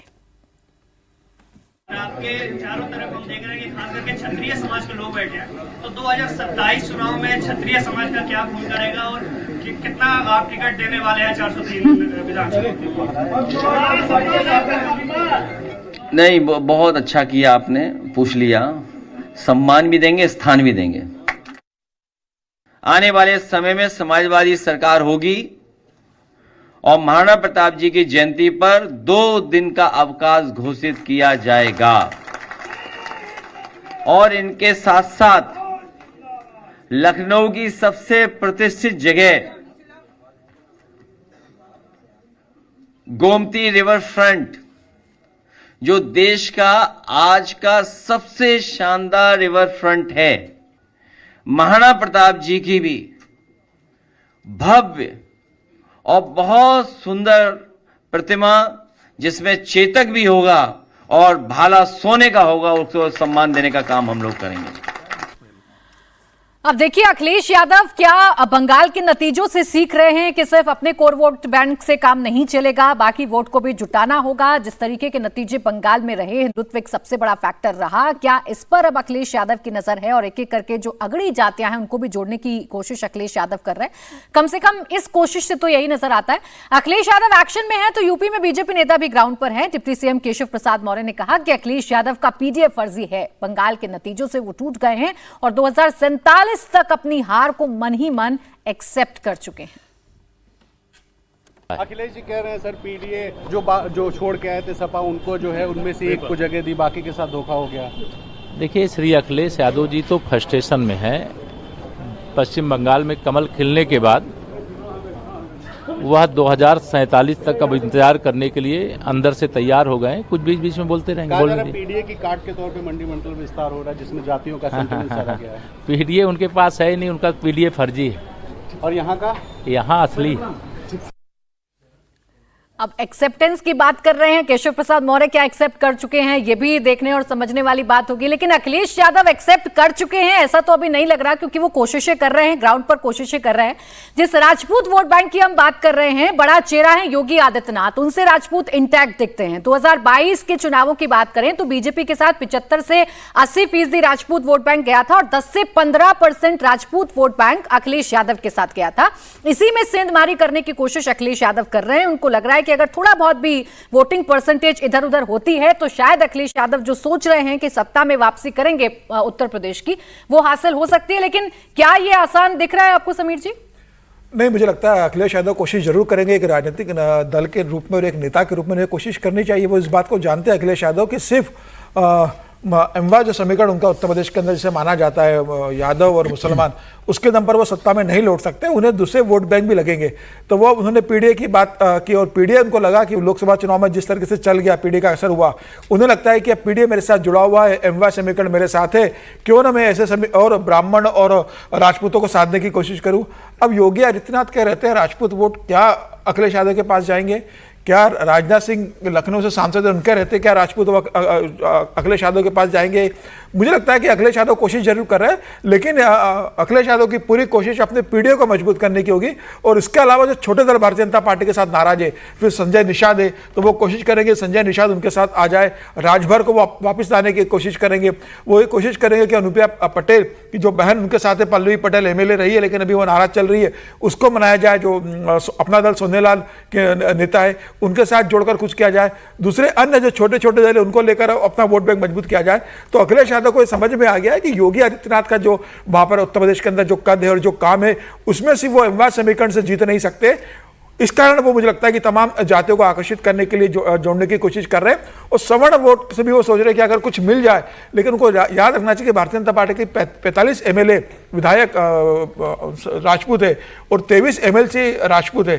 तो मुझे लगता है कि बहुत कम संभावना है कि सवर्ण जुड़े। लेकिन आपको सत्ता में लौटना है तो आपको सारे जाति और सारे धर्मों पर ध्यान देना पड़ेगा। अखिलेश यादव वही कोशिश कर रहे हैं। और देखिए, ब्राह्मणों पर भी विशेष ध्यान अखिलेश यादव दे रहे हैं। और मुझे याद है कोशिश वो 2022 के चुनावों में भी कर चुके हैं विजय जी। उस वक्त भी प्रबुद्ध सम्मेलन उनकी तरफ से किए जाते थे, परशुराम जयंती भी मनाई जाती थी, उनकी मूर्ति की स्थापना में भी अखिलेश यादव पहुंचते थे। और वही कोशिश वो फिर से कर रहे हैं कि ये दो वोट बैंक अगर छिटके तो उनको भी पता है कि बीजेपी को एक बड़ा डेंट लग सकता है उत्तर प्रदेश में।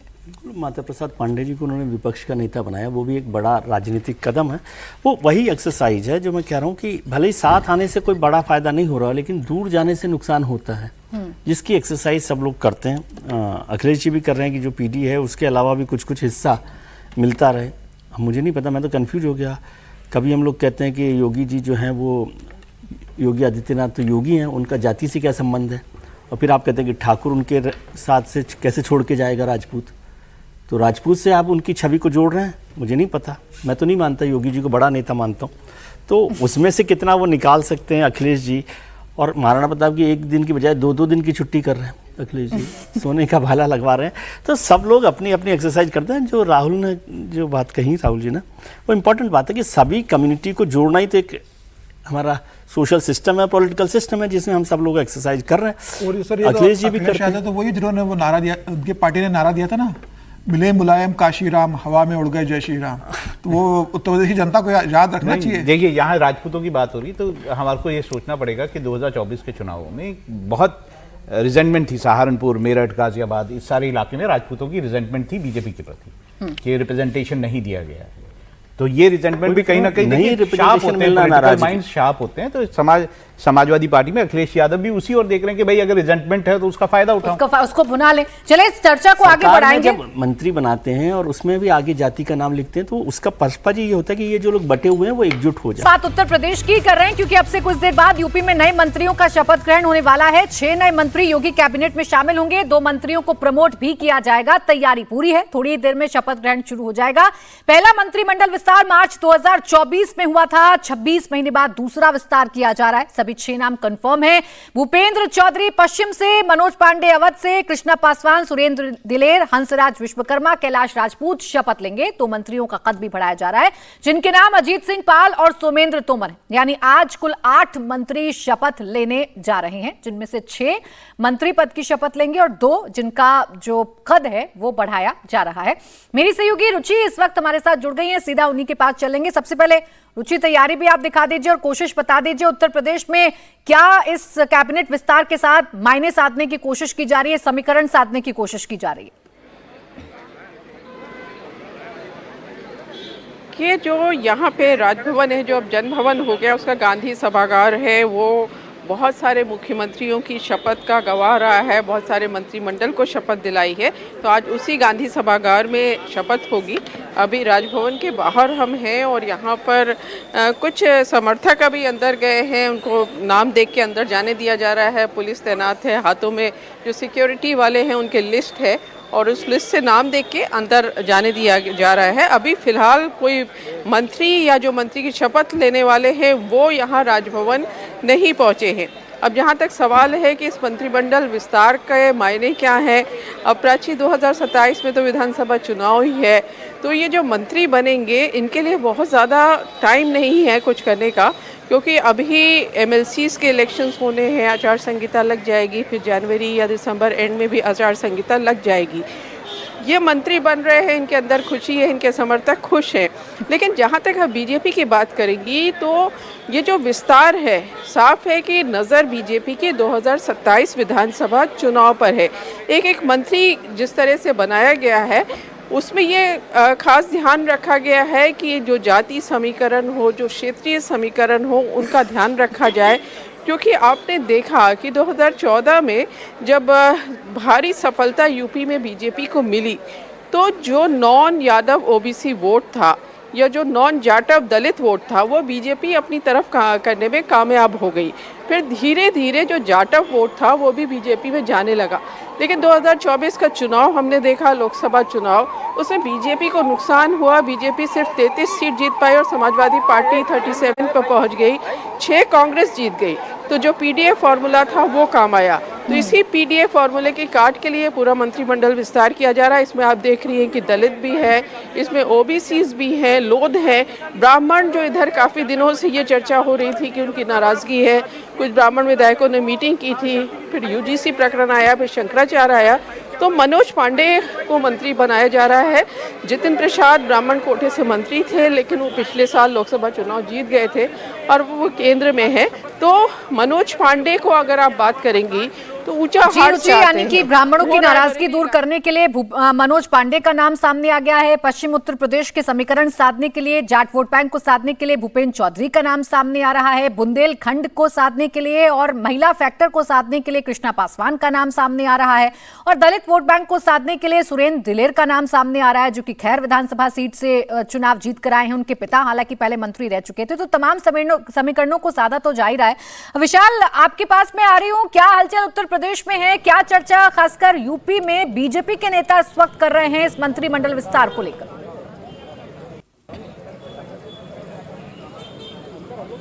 देखिए प्राची, जो चर्चा है वो सबसे ज्यादा इसी बात को लेकर के थी उस वक्त तक, जब तक इंडिया टीवी ने दर्शकों को ये नहीं बता दिया था कि कौन से 6 मंत्री मंत्री पद की शपथ लेंगे और कौन से 2 वो मंत्री होंगे, सोमेंद्र तोमर और अजीत पाल सिंह, जिनको कि आज यहाँ पर राज्य मंत्री के तौर पर प्रमोशन मिल रहा है। तब तक तो जो अनिश्चितता का माहौल, सभी की धड़कनें काफी बढ़ी हुई थी। लेकिन एक बार जब ये स्पष्ट हो गया कि भारतीय जनता पार्टी ने जातिगत जो समीकरण होते हैं, क्षेत्रीय समीकरण होते हैं, उन सभी समीकरणों को साधते हुए 2027 की अपनी जो तैयारी को आज मुकम्मल अंजाम दिया है, जो अब से कुछ देर बाद राजभवन यानी कि उत्तर प्रदेश का जो जनभवन कहा जाता है, यहाँ पर मंत्री शपथ होगी और उसके बाद भारतीय जनता पार्टी की जो स्ट्रैटेजी है कि पीडीए यानी कि जो ए है उसको छोड़ करके और पी को जिस तरीके से भारतीय जनता पार्टी ने अपने इस मंत्रिमंडल विस्तार में साधा है, निश्चित तौर पर विपक्ष के पास, खासतौर पर समाजवादी पार्टी पास जो पीडीए का नैरेटिव है उसको सेट करने के लिए और इसको काउंटर करने के लिए निश्चित तौर पर उनके पास बहुत ज्यादा ऑप्शन फिलहाल नजर नहीं आ रहे हैं। अगर ब्राह्मण वोट बैंक की बात करें तो मनोज पांडे, जाट जिसका आपने जिक्र किया, पश्चिम उत्तर प्रदेश की आपने बात किया,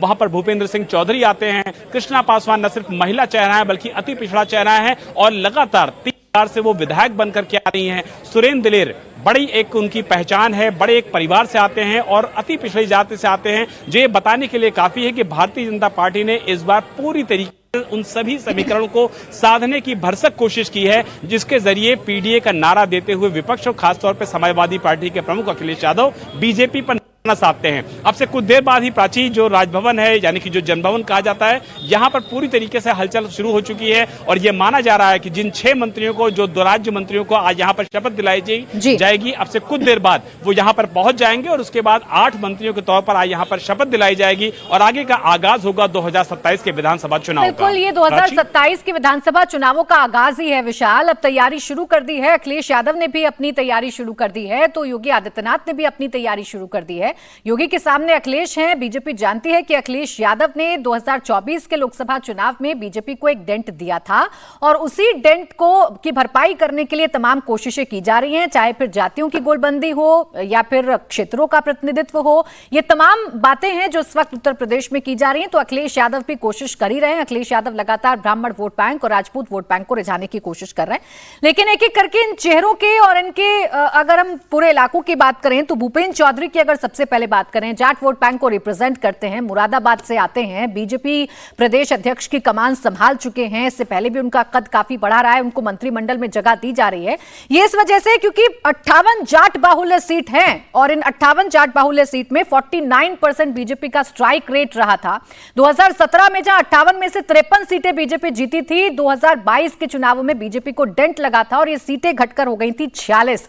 तो ऐसे में ये जाट वोटर्स कहीं छिटक ना जाएं और बार बार किसानों की नाराजगी की बात की जाती है अखिलेश यादव की तरफ से, तो एक बंदोबस्त किया जा रहा है बीजेपी की तरफ से विजय जी, ताकि पश्चिमी उत्तर प्रदेश में, हालांकि इस बार तो आरएलडी भी साथ है, फैक्टर भी नहीं भूलना चाहिए, 22 में तो आरएलडी अखिलेश यादव के साथ थी, तो एक बेहतर कॉम्बिनेशन रहे जिससे जाट वोट बैंक उनके साथ इंटैक्ट रहे। वेस्टर्न यूपी बहुत इंपॉर्टेंट इलाका है भारतीय जनता पार्टी के लिए भी, जीत के हिसाब से भी, और जाट वोट बैंक का जैसा आप जिक्र कर रहे हैं वो मोटे तौर पर भारतीय जनता पार्टी के साथ रहा था और पिछले दिनों छिटक गया। लेकिन और भूपेंद्र चौधरी पार्टी के अध्यक्ष रहे, भारतीय जनता पार्टी के प्रदेश अध्यक्ष रहे हैं, तो उनसे कितना फ़ायदा हो सकता है। लेकिन वही बात है कि क्या, मैं इसी बात पर फिर से जोड़ देता हूँ कि जब आप उनको शामिल नहीं करते तो कुछ नाराज़गी बढ़ती है, कुछ डिसकंटेंट बढ़ता है, तो उससे लोगों में होता है कि भाई हमारा हिस्सा नहीं मिल रहा। मिल जाए उससे कितना बढ़ता है इसका कोई बड़ा मायने नहीं होता, थोड़ा सा, लेकिन वो जुड़ तो जाता ही है। अब फिर से वही सवाल आएगा कि भूपेंद्र चौधरी चरण सिंह से बड़े जाट नेता हैं क्या? प्रधानमंत्री जी ने जिनको भारत रत्न दे दिया, उसके बाद भी अगर जाट नहीं जुटते और एक पूरी पार्टी को समाजवादी पार्टी से तोड़ के यहाँ लेकर आ गए आप आरएलडी को जयंत चौधरी के साथ, उसके बाद भी जाट नहीं जुड़ते तो भूपेंद्र चौधरी से जुड़ जाएंगे क्या? और अगर भूपेंद्र चौधरी बड़े नेता हैं तो फिर इन सब की जरूरत ही क्या थी ये सारी एक्सरसाइज करने की? बिल्कुल सही है ना। तो ये सारे महत्वपूर्ण है। अब मनोज पांडे जी को ले लीजिए, ब्रजेश पाठक वहाँ पर डिप्टी चीफ मिनिस्टर है।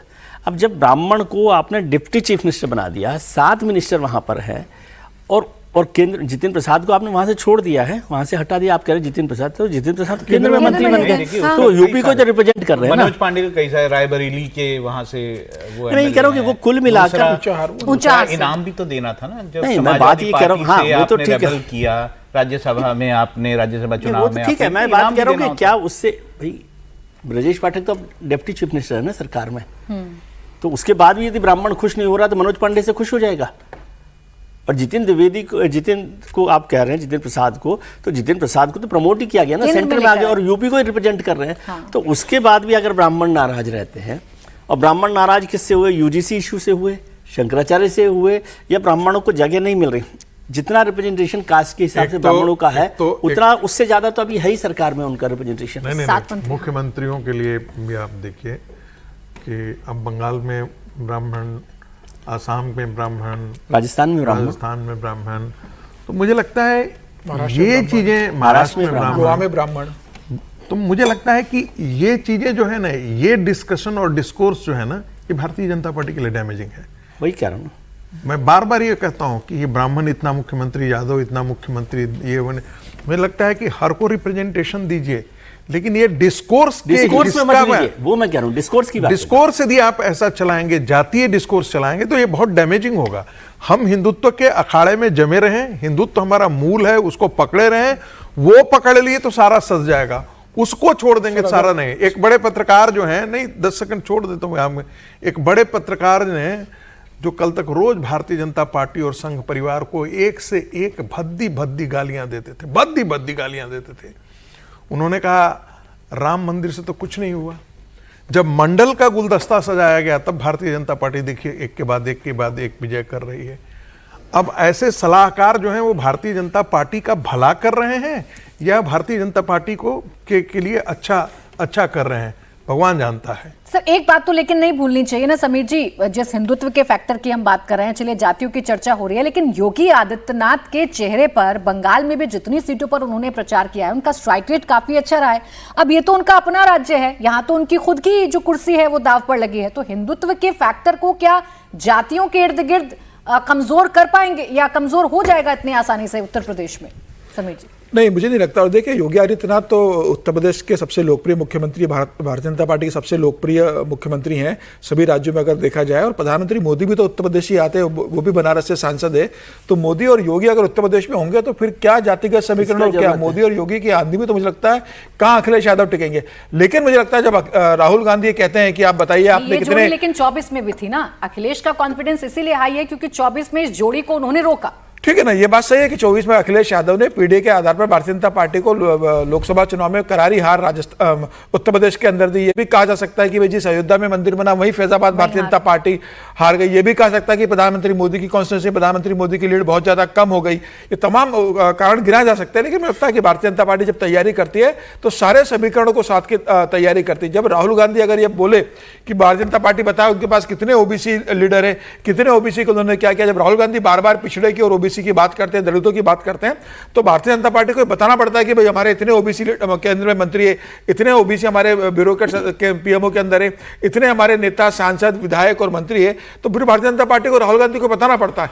भारतीय जनता पार्टी पिछड़ों की राजनीति नहीं करती है, भारतीय जनता पार्टी सबका साथ सबका विकास की बात करती है। लेकिन जब राहुल गांधी और विपक्ष बात करते, इस जोड़ी की आप बात कर रहे थे, उसका पोस्टर आप देखिए ना, कृष्ण की भूमिका में दिखा दिया गया है प्रधानमंत्री नरेंद्र मोदी को और अर्जुन की भूमिका में दिखाया गया है योगी आदित्यनाथ को। यही जोड़ी है, ये जोड़ी मजबूत जोड़ी है, लेकिन उत्तर प्रदेश में बहुत सारी चुनौतियां हैं इस जोड़ी के सामने। नहीं, निश्चित रूप से चुनौतियां तो भाई अगर 2017 से लगातार सरकार आपकी है तो 10 साल के आपको चुनौती का सामना करना पड़ता है।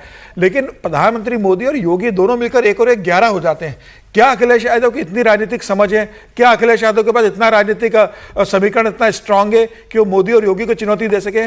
मुझे कहीं नजर नहीं आता कि भले ही अखिलेश यादव आ जाए मोदी और योगी को चुनौती दे पाएंगे।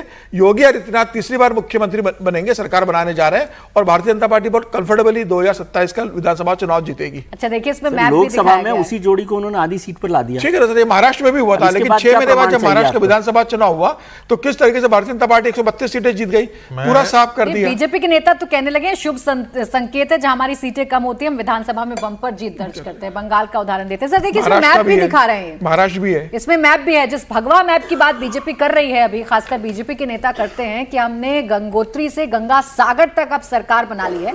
ये दिलचस्प है बीजेपी के लिहाज से, ये उत्साहित करने वाला भी है। लेकिन कुछ विश्लेषक ये भी कहते हैं राहुल जी कि जब हर जगह आपकी सरकार होती है तो आपसे सवाल पूछने वाले ज्यादा होते हैं, आपका कॉन्फिडेंस हिलाने वाले ज्यादा होते हैं, एंटी इनकम्बेंसी का फैक्टर आपके साथ ज्यादा होता है, ऐसे में मुश्किलों में फंसने की गुंजाइश भी ज्यादा होती है।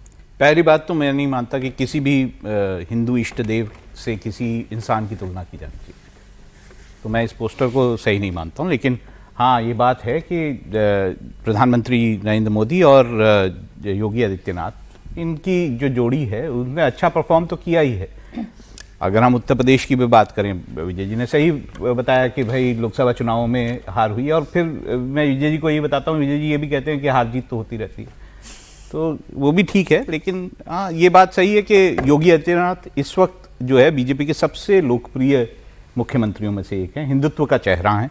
ये भी माना जाता है कि जहाँ वो प्रचार करने जाते हैं वहाँ पे अच्छा परफॉर्मेंस होता है। वो अब देखने की बात है कितनों में अच्छा हुआ, कितनों में नहीं हुआ, लेकिन हाँ, हिंदुत्व का एक बड़ा चेहरा है और ये माना जाता है कि बीजेपी के प्रमुख नेताओं में उनका नाम लिया जाता है। प्राची ये बताओ, 2012 से 2017 तक जिसने अखिलेश का कार्यकाल देखा होगा और 2017 से लेके अभी 2026 तक जिन्होंने योगी आदित्यनाथ का उत्तर प्रदेश में कार्यकाल देखा होगा, वो क्या यूपी की जनता अब अखिलेश यादव के पास फिर जाने की कोशिश करेगी? संभव ही नहीं है ना। आपको मायावती का 5 साल का कार्यकाल आपने देखा, उसके बाद अखिलेश यादव का 5 साल का देखा, और 2017 से आपने योगी आदित्यनाथ का देखा कि किस तरीके से लॉ एंड ऑर्डर की सिचुएशन वहाँ पर स्ट्रांग हो गई है, सारे अपराधी मिट्टी में मिला दिए गए, किस तरीके से वहाँ पर एजुकेशन को, हेल्थ को, इंफ्रास्ट्रक्चर को लेकर काम हुआ है, किस तरीके से वहाँ से लड़कियाँ सुरक्षित महसूस करती है रातों 11 बजे के अंदर। तो मुझे लग रहा है ये सारा यूपी की जनता देखेगी तो तय है कि वो योगी आदित्यनाथ के फेवर में वोट करेगी। अखिलेश यादव कितना भी पीडीए कर ले, अखिलेश यादव कितना भी एमवाय समीकरण की बात कर ले, योगी के सामने अखिलेश का टिकना लगभग असंभव है अगले चुनाव के अंदर। देखिए, ये मुद्दा बड़ा है जो आपने कहा कानून व्यवस्था का, ये मुद्दा बड़ा है और कानून व्यवस्था के लिए माइलेज हमेशा भारतीय जनता पार्टी को मिलता है, योगी आदित्यनाथ को मिलता है और इस पर उत्तर प्रदेश की जनता वोट भी करती है। लेकिन इन मुद्दों को ले जाने के लिए जरूरत संगठन की भी पड़ती है ना। 24 के चुनाव में रागी जी, जिस तरीके से हमने देखा था कि एक हताशा सी थी संगठन में, कार्यकर्ताओं में, जो घर घर जाकर एक प्रचार प्रसार करने की जिम्मेदारी कार्यकर्ताओं में होती है, एक बूथ लेवल के कार्यकर्ताओं पर होती है, वो नहीं थी। हालांकि अभी कोशिश शुरू की है फिर से, बूथ मैनेजमेंट और बूथों पर जाकर जो कोशिशें हैं वो कर रहे हैं कार्यकर्ता, ये दुरुस्त करना पड़ेगा ना। देखिए, यही कहानी कुर्सी में हम लोग बाहर मैदान में करते थे और अखिलेश यादव, आपको याद होगा कि अखिलेश यादव ने लखीमपुर खीरी से अपने अभियान की, चुनावी अभियान की शुरुआत की थी। शायद लखीमपुर खीरी था या आसपास का इलाका था, वहाँ से पहली शुरुआत की थी और वो 15 दिन लेट थे। और तब हम लोगों को कहना शुरू कर दिया था, इसी कहानी कुर्सी में हम कहते थे कि उन्होंने ये चुनाव सरेंडर कर दिया है और हम कहते थे अखिलेश गंभीर नहीं है चुनाव को लेकर के। लेकिन जो रिजल्ट निकल करके आया, और मैं भी उसमें मैं कह रहा हूं कि हम लोग भी आकलन करते थे कि 70 सीट तो भारतीय जनता पार्टी का कहीं नहीं जा रहा है, और उसका कारण था सामाजिक समीकरण और दूसरा बात राम मंदिर का, वहां पर हिंदुत्व, दोनों का जो है एक कॉम्बिनेशन था जिसके आधार पर हम कह रहे थे कि ऐसा हो ही जाएगा। लेकिन कहीं ना कहीं कार्यकर्ताओं की नाराजगी, कहीं न कहीं उनका लगना कि ये हमें टेकन फॉर ग्रांटेड लिया जा रहा है, और कहीं न कहीं अपने नेताओं की आपसी संघर्ष, वो भारतीय जनता पार्टी को 224 में जहां है वहां ला करके खड़ा कर दिया। मेरा मानना है कि यदि आप टीम के तौर पर, बंगाल के अंदर क्या बिहार के अंदर अंदरूनी फूट नहीं थी, खूब फूट थी, खूब खींचतान थी। मैं तो बिहार रह करके आया था, लेकिन अमित शाह जाकर के वहां 19 दिन झंडा गाड़ करके बैठ गए, सारे नट बोल्ट एक एक को मनाना। एक गलती, एक कार्यकर्ता नाराज है तो उसको भी डिस्ट्रिक्ट लेवल पर भी है तो उसको बुला करके भी मना लेना, ये बात हुई। और बिहार का चुनाव आपने सामने देखा, बंगाल में भी ऐसी ही थी। अमित शाह जी वहां पर गए, नट बोल्ट कसा, देखिए वो पूरा का पूरा। भारतीय जनता पार्टी यदि टीम के तौर पर उत्तर प्रदेश में लड़ती है और अंदरूनी खींचतान से एक दूसरे को हराने की जुगत में न रह करके यदि टीम की तरह काम करती है, तो यकीन मानिए जो समीर जी ने कहा था वही उत्तर प्रदेश में होगा, इसके अतिरिक्त और कुछ नहीं होगा। और यदि हमने अपने कार्यकर्ताओं की अवहेलना की, 1 साल है अभी बचा हुआ, मुझे लगता है कि योगी आदित्यनाथ जी की सरकार को और योगी जी को इस पर काम करने की आवश्यकता है। परसेप्शन पॉलिटिक्स में सबसे बड़ी बात होती है, और परसेप्शन यदि ऐसा बन जाए कि आप अमुक जाति के नेता हैं, परसेप्शन ये बन जाए कि कार्यकर्ताओं का नहीं हो रहा है, परसेप्शन ये बन जाए कि हमारा ये गवर्नेंस नहीं है, हमारा ऊपर का लीडर तो मलाई चट रहा है और हमें जो है वो अपने रोज नैतिकता की और राष्ट्रवाद की अग्नि में स्वाहा होने के लिए संविधा बना करके हमको रखे हुए, तब जाकर के संकट खड़ा होता है। जब उसको लगेगा कि हम इसके भागीदार हैं, हमारी सरकार है, ये हमारी सरकार है, ये जब जिस दिन फीलिंग आ जाएगा कार्यकर्ताओं में फीलिंग। क्या आपको लगता है प्रधानमंत्री जी ने बूथ लेवल के कार्यकर्ताओं से बात किया था तो ऐसे ही बात किया था? नहीं, उनको पता था कि बूथ लेवल का कार्यकर्ता जब ये महसूस करा कि मेरा प्रधानमंत्री मुझसे बात कर रहा है, तो आप उसे दें या न दें कुछ भी, भारतीय जनता पार्टी का जो कार्यकर्ता है वो उठ करके खड़ा हो जाता है। यही फोर्स है जिसके दम पर बीजेपी चुनाव जीतती है और इसी को एड्रेस करना है। जातियों का कॉम्बिनेशन तो ठीक है, यूपी में बीजेपी ने साथ ही लिया है, लेकिन जातियों के कॉम्बिनेशन के साथ जो चूक 2024 में हो गई थी, क्या उस पर काम करना भी शुरू कर दिया है?